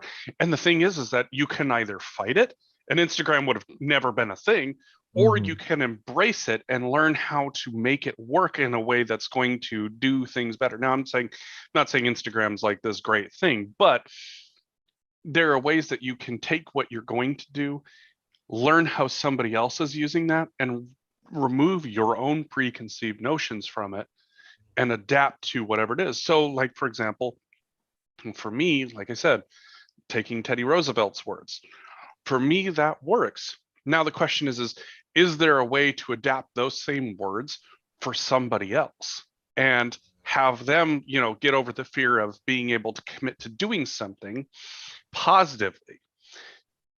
That's, there's a lot of different ways that you can say that. Henry Ford's version was do what you've always done, get what you've always got. Damn. And if what you've always Yeah. gotten is trash and you keep doing the same thing, or or in the scientific realm, we say madness is doing the same thing multiple times and expecting different results. There's 3 different ways that I've said the same thing. Yeah. Right. Yeah. Kill But them all. for- Let God sort them out. Like I said, man, perspective and who you surround yourself with, man. I mean, either you are going to be very confident in who you are, or you're not going to be confident. Hmm. You know what I mean? I think And- it comes down to expectations. I Yeah. don't know why we go in expecting certain things from certain people and then they let us down because they didn't do what we wanted them to guess to do. That's that's sort of like whenever you set a hypothesis. Sorry to interrupt you. I'd have to jump in on No, this yeah, one. go for it. It's like when you set a hypothesis, like in a lab or something, and you're expecting you want to prove the hypothesis as opposed to Right. looking for a hit or miss outcome. Right. That's how I roll. Like I take a pre-selected state in the future, and then everything's testing. So like I look at it from that's me being very analytical, but like trying, okay, I set this condition, this cause into, I put them together. Does this create the desired effect or not? And if Right. not, then wipe the table and then select new causes. So I don't even call it success or failure because that has a built-in connotation. I call it hit and Right. miss. You Hit know, and miss, and you're looking to stack hits. what I used to that's- do, I yeah. used to run a printing press, right? And you would start the paper, and if you didn't adjust one dial fast enough, the paper would break. And once you did get Yeah. that lever going fast enough, then the paper was off to the right or to the left, and you had to adjust that. And then there was the line where you had to cut the paper, and you had to get that adjusted. And then there was the ink, 3 inks that you had to fill. And so what I learned is there isn't any one thing, there isn't any one adjustment you can make on your life, but it's a series of constant little adjustments because you changed this and you became nicer. Now this is happening, and now you have to work in that theory. But then when you fix that, it's going to adjust your nicer lever. And so it's about learning, but paying attention and trying to grow without hurting people in the process, Yeah. Like documenting your past experiences or your past experiments, I would even call them, your Right. little causes to effects, like writing it down in my little lab. I used to be a pre-med, writing it down in my little lab journal and going, okay, well, this one didn't work, this one worked, Yes. etc.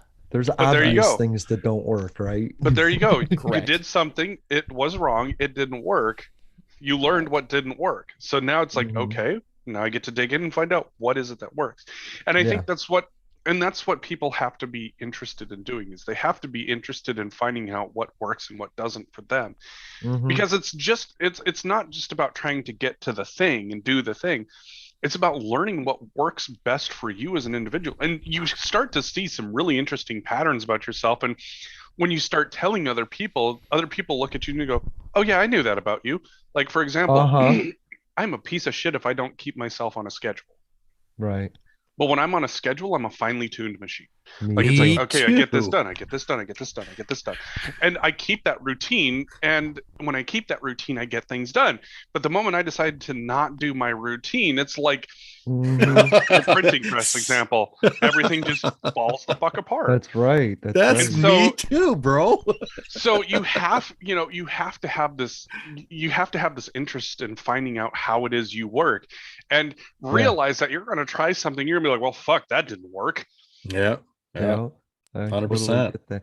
And the other thing is like putting it on the schedule and then never getting to it. That hurts my brain. Like my roommate will be like, "Hey, I'm going to do this Yep. today," and then the next day he's like, "I'm going to do this today." I'm like, "You did that yesterday," and he's like, "Oh, I never got around to it." And I was like, "Then tell me what you did, not what you're going to do, because I plan this stuff. If you say you're going to be somewhere, I'm going to avoid that area, right? But if you tell me that 3 days in a row, I'm avoiding it for 3 days, and I don't like that." So what I used to do is Right. I used to fill my list with things I had already done. Like if the boss ever came up and he was like, "Where's your list?" It wasn't a list of hopes, it was a list of accomplishments, and I felt good about that. Like sweeping the floor, yep, he did it. But it's an accomplishment. Making the bed. William McRaven says, "Make your bed every day because it's the first thing you'll accomplish and the last thing that you'll appreciate." And so those little things are valuable, and they keep our they keep us from falling into that spiral of depression that we're not good enough, because we're constantly accomplishing little things and learning from that. Right. Yeah, I tell people that on days when you're having trouble, you're like, I'm not making any progress. I'm not doing whatever.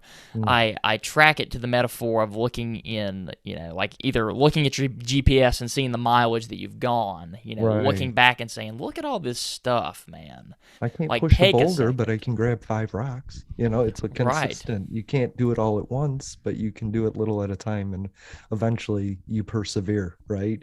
Like Yep. consistency perseveres over spontaneity almost every time. The thing that I'm obsessed with is how do we get people to actually adopt the mindset? How does that work? Like I'm gonna read articles for the rest of my life trying to figure that out. Like I mean, 'cause that's my game plan, Like I'm like, what do you guys think in regards to that? Like how do we get that mindset to sink in for people? And you would have to get people that you would have to surround yourself with inferior people so that you would feel superior enough to I think where that's you the- wouldn't that's the where only you answer. wouldn't worry about it. Like you wouldn't worry about it if everybody was inferior. You would feel Perfect. superior, and then you would go off on a tangent like Donald Trump and try and destroy the world because nobody told you were being Perfect. irrational, right? And I Perfect. mean, and I'm sure that, Adam's got his own experiences, but for me, it's, Mm-hmm. for me, it's always been just that little hand, and it's like, hey, how can I get you over this hump today? And how can I get you over this hump today? And how can I get you over this hump today? And, like, for example, I started out with a couple of people who, never really ran an office before. And when I left, they were constantly calling me. They're like, how do I do this? How do I do that? What do I do for this? What do I do for that? And it's like, I could either be annoyed that I'm going to manage it, or I can teach somebody. It's like, no, it's like, this is a really small thing. Let's do this. This is a really big thing. Glad you called me. It's like, and you don't necessarily handhold, but it's like, this is how I would handle this. Check and make sure that this is how, somebody wants it handled, and then just get it done. And, we'll go from there. Sometimes you're gonna have to make some uncomfortable calls, and that's okay, because guess what? In some of these places, it's like doing nothing is not an option. It's not a good option. And so, like, being that helping hand for somebody, it's like, this is how we get over this today. And eventually people start going, okay, I don't need to call them. I don't need to call them for this. It's like, I can handle this. I don't need to call them for this. I can handle this. And then, and you'll get this taper off, and something's happening. You might get a little spike, and then, and really it's kind of like watching a ball bounce. It's like people, the more help that they need starts to dissipate, and they start to figure it out.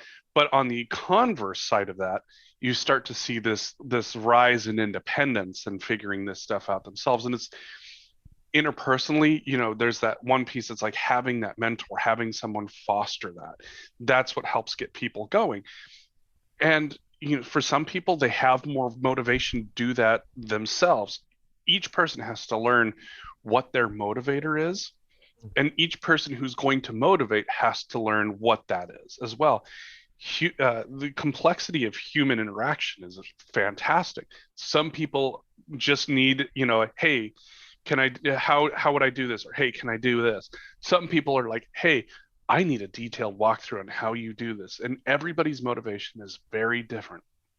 And by encouraging that growth, encouraging that independence, and being the helping hand, people will end up starting to do things on their own because they get comfortable with doing those things. What would you say is a good way to figure out what somebody's motivation is? Like what's the how do you target that? You know what I'm saying? For So, what purpose? Wait, for what purpose? personal growth, probably. Okay, like individual, like I want to Mhm. know what learning about mine or learning about Corbin's. So I would say, when it comes what it comes down to is it's like, kind of like your tasks discussion, like where you would take over tasks or where you would, Mhm. where you asked to take over tasks. Yeah, why was I doing that? When it comes to personal motivation, it's like, hey, what gets you going? Like, what, are you kind of a person that's like, I have to give myself a little reward for doing X, Y, Hmm. and Z? Or am I the person who is hungry for knowledge? And so I start to, it's like, oh, how do I learn about myself? You Knowledge is a kind of, it's, reward. even, from a scientific perspective, it's very much trial and error to begin with Very much so. Yeah. until you start learning how people interact with each other Yeah. and interact with themselves. Like Mm. I've had people that are very much, it's like, they are point and click people. It's like, hey, this is what you need to do. And they will Mhm. go out and they will learn that thing. You kind of have to learn like that personality type. Are they an independent person? Are they a person who, needs that positive feedback? Are they a person that needs the, hey, you're fucking up, quit it? Are they the person that needs a little hand holding for a little Oh, while? And then read to it's like me. the training wheels. It is, so you pretty much, the way that I always approached it was, you just ask them questions individually and you get to know Yeah. the person. And for some people it's really hard to do. It's like, okay, I can get to know 5 people really well. Some people it's like, okay, I can get to know 100 people really well. And for each person that's going to do that, you start to figure that person out and you start to give them feedback. Hey, what I have noticed is, when I give you something and say, hey, can you handle this? You do really well with this. But when I say, hey, this has to be done by the end of the day and I need this on my desk right away, you don't do so well. So it's one part I'm learning about myself. It's like, Ooh, I hey, like if that. I know how to address a certain person, I can get them to be more productive. Now, take that in tune with, how do you help a person grow? Hey, you seem to be interested in this. What do you need in order to grow that interest? And some people say, hey, look, can you teach me how to do X? Or, Mm. hey, where do I find information on X? And you learn through that. It's like, oh, they're a very independent person. They want stuff that they can read, they want stuff that they can listen to, they want stuff that they can see. Like all of these little complexities, some people are very visual. Like for me, once I see something, I'm good, I got it. Listening to somebody explain something to me, not so good. I think my issue is the fact that you're saying you're learning about people that are ever changing. And but I like your parameter statements of you're good at this and not good at this. Here's the best you are, here's the worst you are. Now let's work in the middle range of who you're going to consistently be. Because who you know me as today isn't who I'll be tomorrow. Who I knew Adam 10 years ago to be is not the Adam I know now. But there are So some fundamental things that don't yeah, change. there if that's what you're I'm an saying. Yeah. independent if you're an independent person, Within a range there is fundamentals, but right? you can't give me consistency for everything based on a superficial thing that you Well, you saw one can't, day. and you can't expect consistency out of the complexities of human interaction. Right, but there is It's basics, There morals are and some stuff. basics, and it's, learning that everything is a scale. Everything Mhm. is this moving scale. Some people are more independent, some people are less independent. Some people are motivated by rewards, some people are motivated by the completion of certain things. Some Right, people are motivated by knowledge, some people just want you to tell them what to do. but some And people as you slip into start it. to, it's like a stereo equalizer. As you start to get that dialed Right, for each others move. person, they start to figure out what it is that makes them tick, and then they start to get interested in that too. But then they grow and more experiences change who they are. And And so at it's some an point they ever take that over themselves. right, Mhm. right. But you can't say you like somebody because you know them, because what you want is for them to evolve over time. Like you wouldn't want Devi to be statically who you were when you met them. You would want to grow with them and grow together or apart based on all of those other things, you know? And I Mhm. think what happens is people say, this is who I am, this is who I'm defining myself as, and that version isn't good enough. And now I'm depressed about who I am. When you could just simply be somebody else tomorrow, or you could make a decision that makes you somebody else. You know, you're depressed about one aspect of your life, focus on another one where you're good at it. Or like instead of, if you can't accomplish a major goal, try accomplishing a smaller thing. Like if you're depressed, accomplish laying in bed for 24 hours. Try and go a whole day in just socks. Like make your goals attainable so that you feel better about where you're headed, instead of underachieving at being somebody who you're not, because you're constantly changing. It's You're not a baked cake yet, and if you look at a cake halfway through, it looks disgusting, but at the end it's going to be beautiful, so you wait, it's like here's a great exercise for you guys. Let's talk about debt, because debt's a really fun one to talk about. Are you the kind of person, you have a bunch of bills? Do you like to, let's say that you've got a bunch of long-term debts. Are you the kind of person who likes to pay the small ones off first, so that way you can then take whatever you had and dump it into the next one? Or are you the person who likes to do the big debt first, so that way it doesn't take as long then to do the next biggest one? It's like, do you lift the heavy thing first, because It'll then take as long. you know that everything after that isn't as heavy and it's going to be easier? Or are you the kind of person's like, hey, let's move this out of the way, we'll go with the lightest first, we'll get this moved, and then you Right. get over to the heavy one because you got all this other stuff out of the way. Now it's a bit easier to get this. So think about something like that. Like, It's the same thing though, you're accomplishing the same thing, right. but the Right. way in which you approach it has changed in it, and each individual is going to have their own motivating factor as to Mhm. why they choose what they choose. Right, but some people can't do nothing until they do the big thing. They don't feel comfortable in the doing nothing. They have to find little accomplishments. Like over the course of the Right. year, I'm very accomplished, but today not so much. So I focus on the bigger picture to make myself feel better. And Mhm. I think running back to I think dynamic self-awareness is something we need to incentivize. Right. Like talking about with people you're trying to manage or whatever. If you can get people to do that and track that metric, that's going to be great for them in their personal lives too. But figuring out ways to show them the candy at the end of that journey is important. Because I mean, Right. once me personally, like I'm a big journaling guy, big meditation guy, like learning about myself, because long term, like that's my play. Like if I know what I want and then I pursue what I want regardless of the consequences that I see or whatever, the things that I want I will go after. Like Mhm. if you can incentivize that, I think that's a great management play, just to close that loop a little bit Yeah. on you guys. Just Mhm. because you're the best at something doesn't mean you're meant for that position. I could be the best Jason, but not be the best business executive. That doesn't hurt my feelings, like that I didn't get the big executive job. That's not me. I'm not good for that, but I'm great for this. So, Mhm. I mean, you could try and, you know, compete against things that you're not, and you're going to always lose. I'm not the best statistician, but I know one. Right. Me too. You So know, don't try and be something you're not. Maybe try and be something that you are, and you'll be the best you are that you can be, or you can constantly be the third or fourth rated version of what you're trying to be. the other thing too is that we have to learn how to help people accept failure. That's the other thing too. Yes. Like you think about it, we've all been taught that when you fail you lose, and when you lose you're bad. It's like, what actually let's understand what exactly is failure in the eyes of any particular given moment. What is actually losing? It's not like a football game where you didn't score enough points, you didn't win enough games.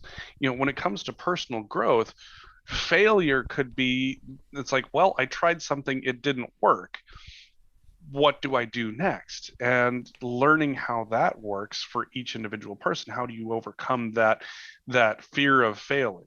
You know, some people have adopted the idea of failing forward. For example, it's like, I failed at this. Well, I know that that doesn't work. I'm going to move the needle forward now because I know that I'm not going to try this ever again. And for some people, it's that, how do you get past that fear of, if I fail, I'm stuck? Yeah. Yeah, I mean that's the thing that I like to play is actually a linguistic game with that. Like I call it hits and misses. Like my goal is to never like say failure because the connotation with failure is so strong. You know what I'm saying? It's like, oh, when I say failure, it's like, oh, that means I suck. Like like that, But like if I say, oh, it was a miss, it's like, oh, that was a miss. Now I can continue to move forward without taking the self-esteem hit that's going to make me, just chill in my bed as opposed to like getting out and like trying to run a mile or something. I like that. Yeah, because linguistics is a big play. Like different languages, like a lot of culture is shaped by the fact that some people don't have words with specific connotations in that language. Right. So like I make up my, I do a lot of using new words for old concepts, I guess. So like the failure concept, I now call that a miss. Even for myself, but also for my listeners. So I like that play at least. I always wonder what the Bible would read like if we used words from today. You know What's what I a mean? Bible? What's a Bible? It's a reference book for instances of moral values. Ah, yes. If you wonder whether you should see a hooker, see the Bible. Oh, it's I'm gonna go goodbye. Do they come in Spanish? Because I'll probably get one then. Yeah, I think it does. Damn it! I think it's don't right know, next to the Mary on the half shell. You guys can't walk past. Yeah, I don't do Bibles. I've read that book. It was really confusing anyway. I didn't understand it. Yeah. Yeah. I never read it. I got the gist. I'm a human. I think you're right though with your hit and miss. I think hit and miss is a great way to look at it. You know what I mean? But for me, failure is always an option to learn something new. You know what I mean? It's like like Jeffrey was saying, it's all how you spin it. It's all how you make it relatable to yourself, because your own worst critic is yourself. We know this as musicians. We know this as artists. We know this as podcasters. We know this as humans. When you fail, you either can learn something and get back on that donkey or horse or whatever you ride, Jeffrey, and learn something and propel yourself forward, or miss. If you've missed something, man, I missed that lesson. You know what? You keep going, get back up on that horse, and then you'll learn something new. And then okay, well, I'm going to do this next time because now I've learned that lesson. How many people have you seen grab a guitar, strum it, and go, nope, not for me? In my lifetime or the past month? Or like try and jog and go, nope, not for me, and give up after the first day. It's you need to fail to know that you want to do it, because if you don't fail, succession doesn't mean anything, right? Oh yeah, that was definitely me. I was trying to jog. I'm like, oh yeah, these knees say no. The jelly roll says no. What are you doing here? If I took my gun out and got a shot 10 times and got a bullseye 10 times, that's boring, right? Yeah. Like we want failure so success feels good. Yeah, I think that's a good way to look at it. My question then is, can you ever get past the 50-50 split of success failure? Like is there a way that you can weight it more towards the oh yeah positive moment as opposed to the negative moment? You suck at. Yeah, I'm saying like able to maintain the contrast. You understand what I'm saying? That's a matter of perspective, honestly, because I mean, to look at that 50-50 as like, a success or not, it's all your how you're going to, it's all how you're, what am I trying to say here? It's like, for me, the 50-50, if I know that it's either going to be a loss or win, I'm going to that's an opportunity for me to learn a lesson or for me to get a success. So either way, it's a win. You know what I mean? So I have to spin that for myself. I mean, for me, I'm very happy that I'm alive. I'm very happy that those 3 drunk drivers didn't kill me. So anything after that is a success. Any failures that I have, any trips and stumbles, I forgot to do this. You know what? Lesson learned, but it's still a win because I learned something. Yeah. It's all a as a matter of perspective. as a math person, if somebody told me I had 50-50 odds, like in terms of personal growth, this is some pretty damn good odds when you think about it, like from a statistical perspective on just about anything that I do or work in.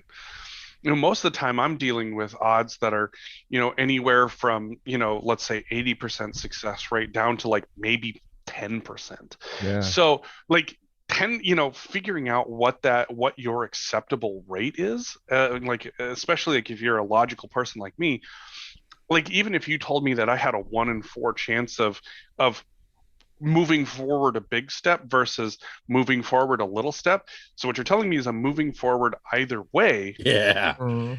but Yeah. there's a chance that I could move forward a really big step. I like those odds regardless. The question is how do you tell people that there are not a lot of ways that you're going to fall backwards and go in Right. reverse?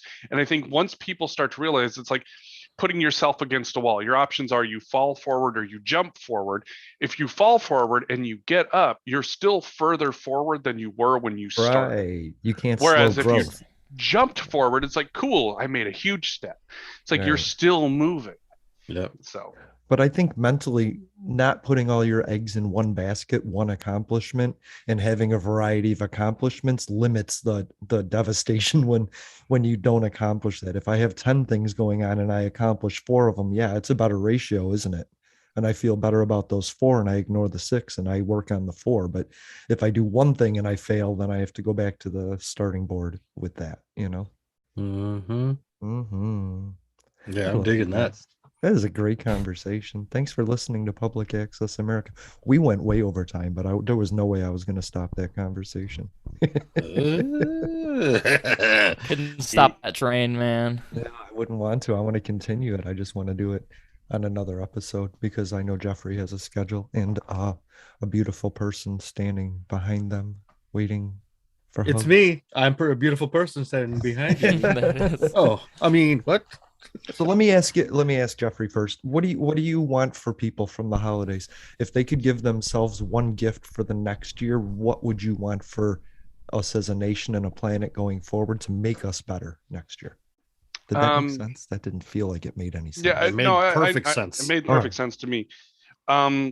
Stop complaining about what somebody else isn't doing. God damn, bro. And Boom. Heavy and- hitter. and if you see something that you're willing to complain about, find a way to make it happen yourself. Like, for example, there's been a few things that we've been working towards donating on because we've recognized that there's a need that's not getting filled. And we've voted, we've asked, we've begged, we've pleaded. And so finally, the only thing that's left is, you know what? It's time for us to just take it on and do a little something ourselves to see if we can't make that change happen. And so for me, it's, get more involved in your community. If you see something that you don't like, figure out a way to be positive and constructive about solving the problem. Adam. I want 2 things. Hi, Adam. Just 2 things. I just want 2 things for people. I want people to take 10 minutes, 10 fucking minutes out of your life and meditate for 10 fucking minutes. 10 minutes. That's all I'm asking Cool. for the world. You know what I mean? The Starting other thing, starting right the fuck now. You know what I mean? Or not right now, but after we get off the show. And the other thing I want to give people is awareness, because there are hundreds of, not thousands, if not millions of women, children, indigenous people, people of all different colors, being oppressed, being defeated. I want everybody to just be aware of everybody else and take care of everybody. Man, my show catch line is everybody love everybody. And that means everybody love everybody. Not just because somebody's Mexican's got a beard, not because he's a handsome Montana guy with a nice beard and fucking hair. Not because he's like me. I hate him. Fantastic. Like me. Not a fantastic North Carolina guy with that GQ haircut. Not like that Florida guy with getting that tan. I'm talking everybody love everybody. You know what? Again, I come onto this parent company for Adam Has a Beard. I come on to Public Access America because I know when I come onto the show, I'm liked because of I'm part of well, maybe not the redheaded stepchild of the network, but because everybody loves everybody, you know what I mean? And so awareness, take care of each other. 10 minutes of meditation, get some. But, Corbin, what's your wishes for everybody next year? Yeah, man. So here's one I'd recommend doing. This is an exercise called joy journaling. It's a real fun one. So What like, the fuck, I'm gonna write this down. This is fucking brutal already. yeah, it's brutal. I'm that guy. I'm pretty profound in that way. So anyway, what I suggest is at the end of, you can do it for however long you want. I did it for a month, and each day at the end of the day, I write down the things that I liked and enjoyed the most out of the day, and I'll write those down. And I did this for 30 days. This is the big way that I sort of overcame a lot of things in my life. And then at the end of the 30 days, or every so often, you read back through and you look for patterns. And then when there's patterns of things that you make you feel happy and bring you joy, you extract those and then spend as much time doing those things or in those moments as possible in the future. That's a really great self-awareness exercise. Good gift to give yourself this Christmas. I like that. Then you'll know what to fall back on when you want joy in your life. God damn, that's a For heavy real. assignment, dude. You know what? I'm gonna give her a rip. See what happens. I'll get back That's to a you in good one. 30 days. That's I love fucking that. that's awesome. a really good one. That is badass, dude. Hey, good on you, Corbin. I love Thanks, it. man. I appreciate it. That's- I mean, like dead serious. This helped, like, the roughest time of my life. This is like what brought me out, or one of the things. So, but yeah, I would January's- definitely recommend it. Yeah, Januaries are always super rough for me, and I think I'm gonna give this one a rip because joy journaling. All right. Joy all right. journaling, man. Yeah, man. Give it a shot. See you. I see you. 30 days. Come on my show. Let's talk about it.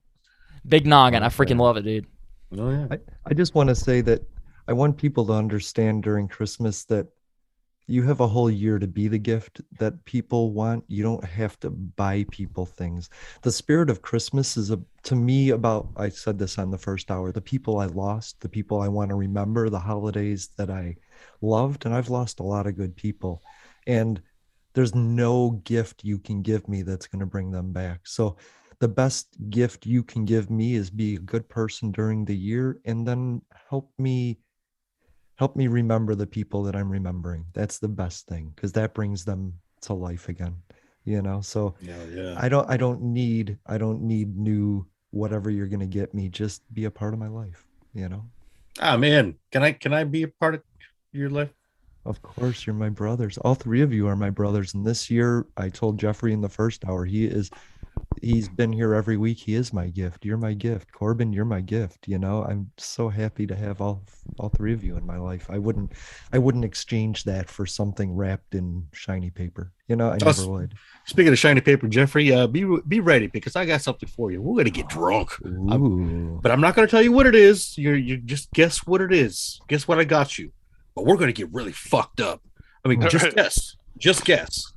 Is it No, a don't guess. zucchini? Is it a zucchini wrapped in tinfoil tucked in your pants? No, it's a lot smaller than English Is it cucumber, but that's beside the point. Riverside Brewery old fashioned beer. Whoa, bro. What? Riverside non- Brewery, shout out. Shout out. But you know what? It's more potent. More potent than that. Me and Jeffrey are gonna be combing each other's beards by the end of the night because that's how drunk we're gonna get. Guess what it is, though. No, don't guess what it is. Don't ruin the surprise. I'm not gonna ruin it for you. We'll find We're out. gonna be falling down drunk. Wait, what? Hey, I love you guys, man. I'm fucking out of here. I gotta go comb my beard and peep into Definitely. Jeffrey's window real quick to see what he's doing and fucking do some weird shit in the neighborhood. I don't know. All right. I love you guys. Bye. Sorry. Bye. I was ending the live stream.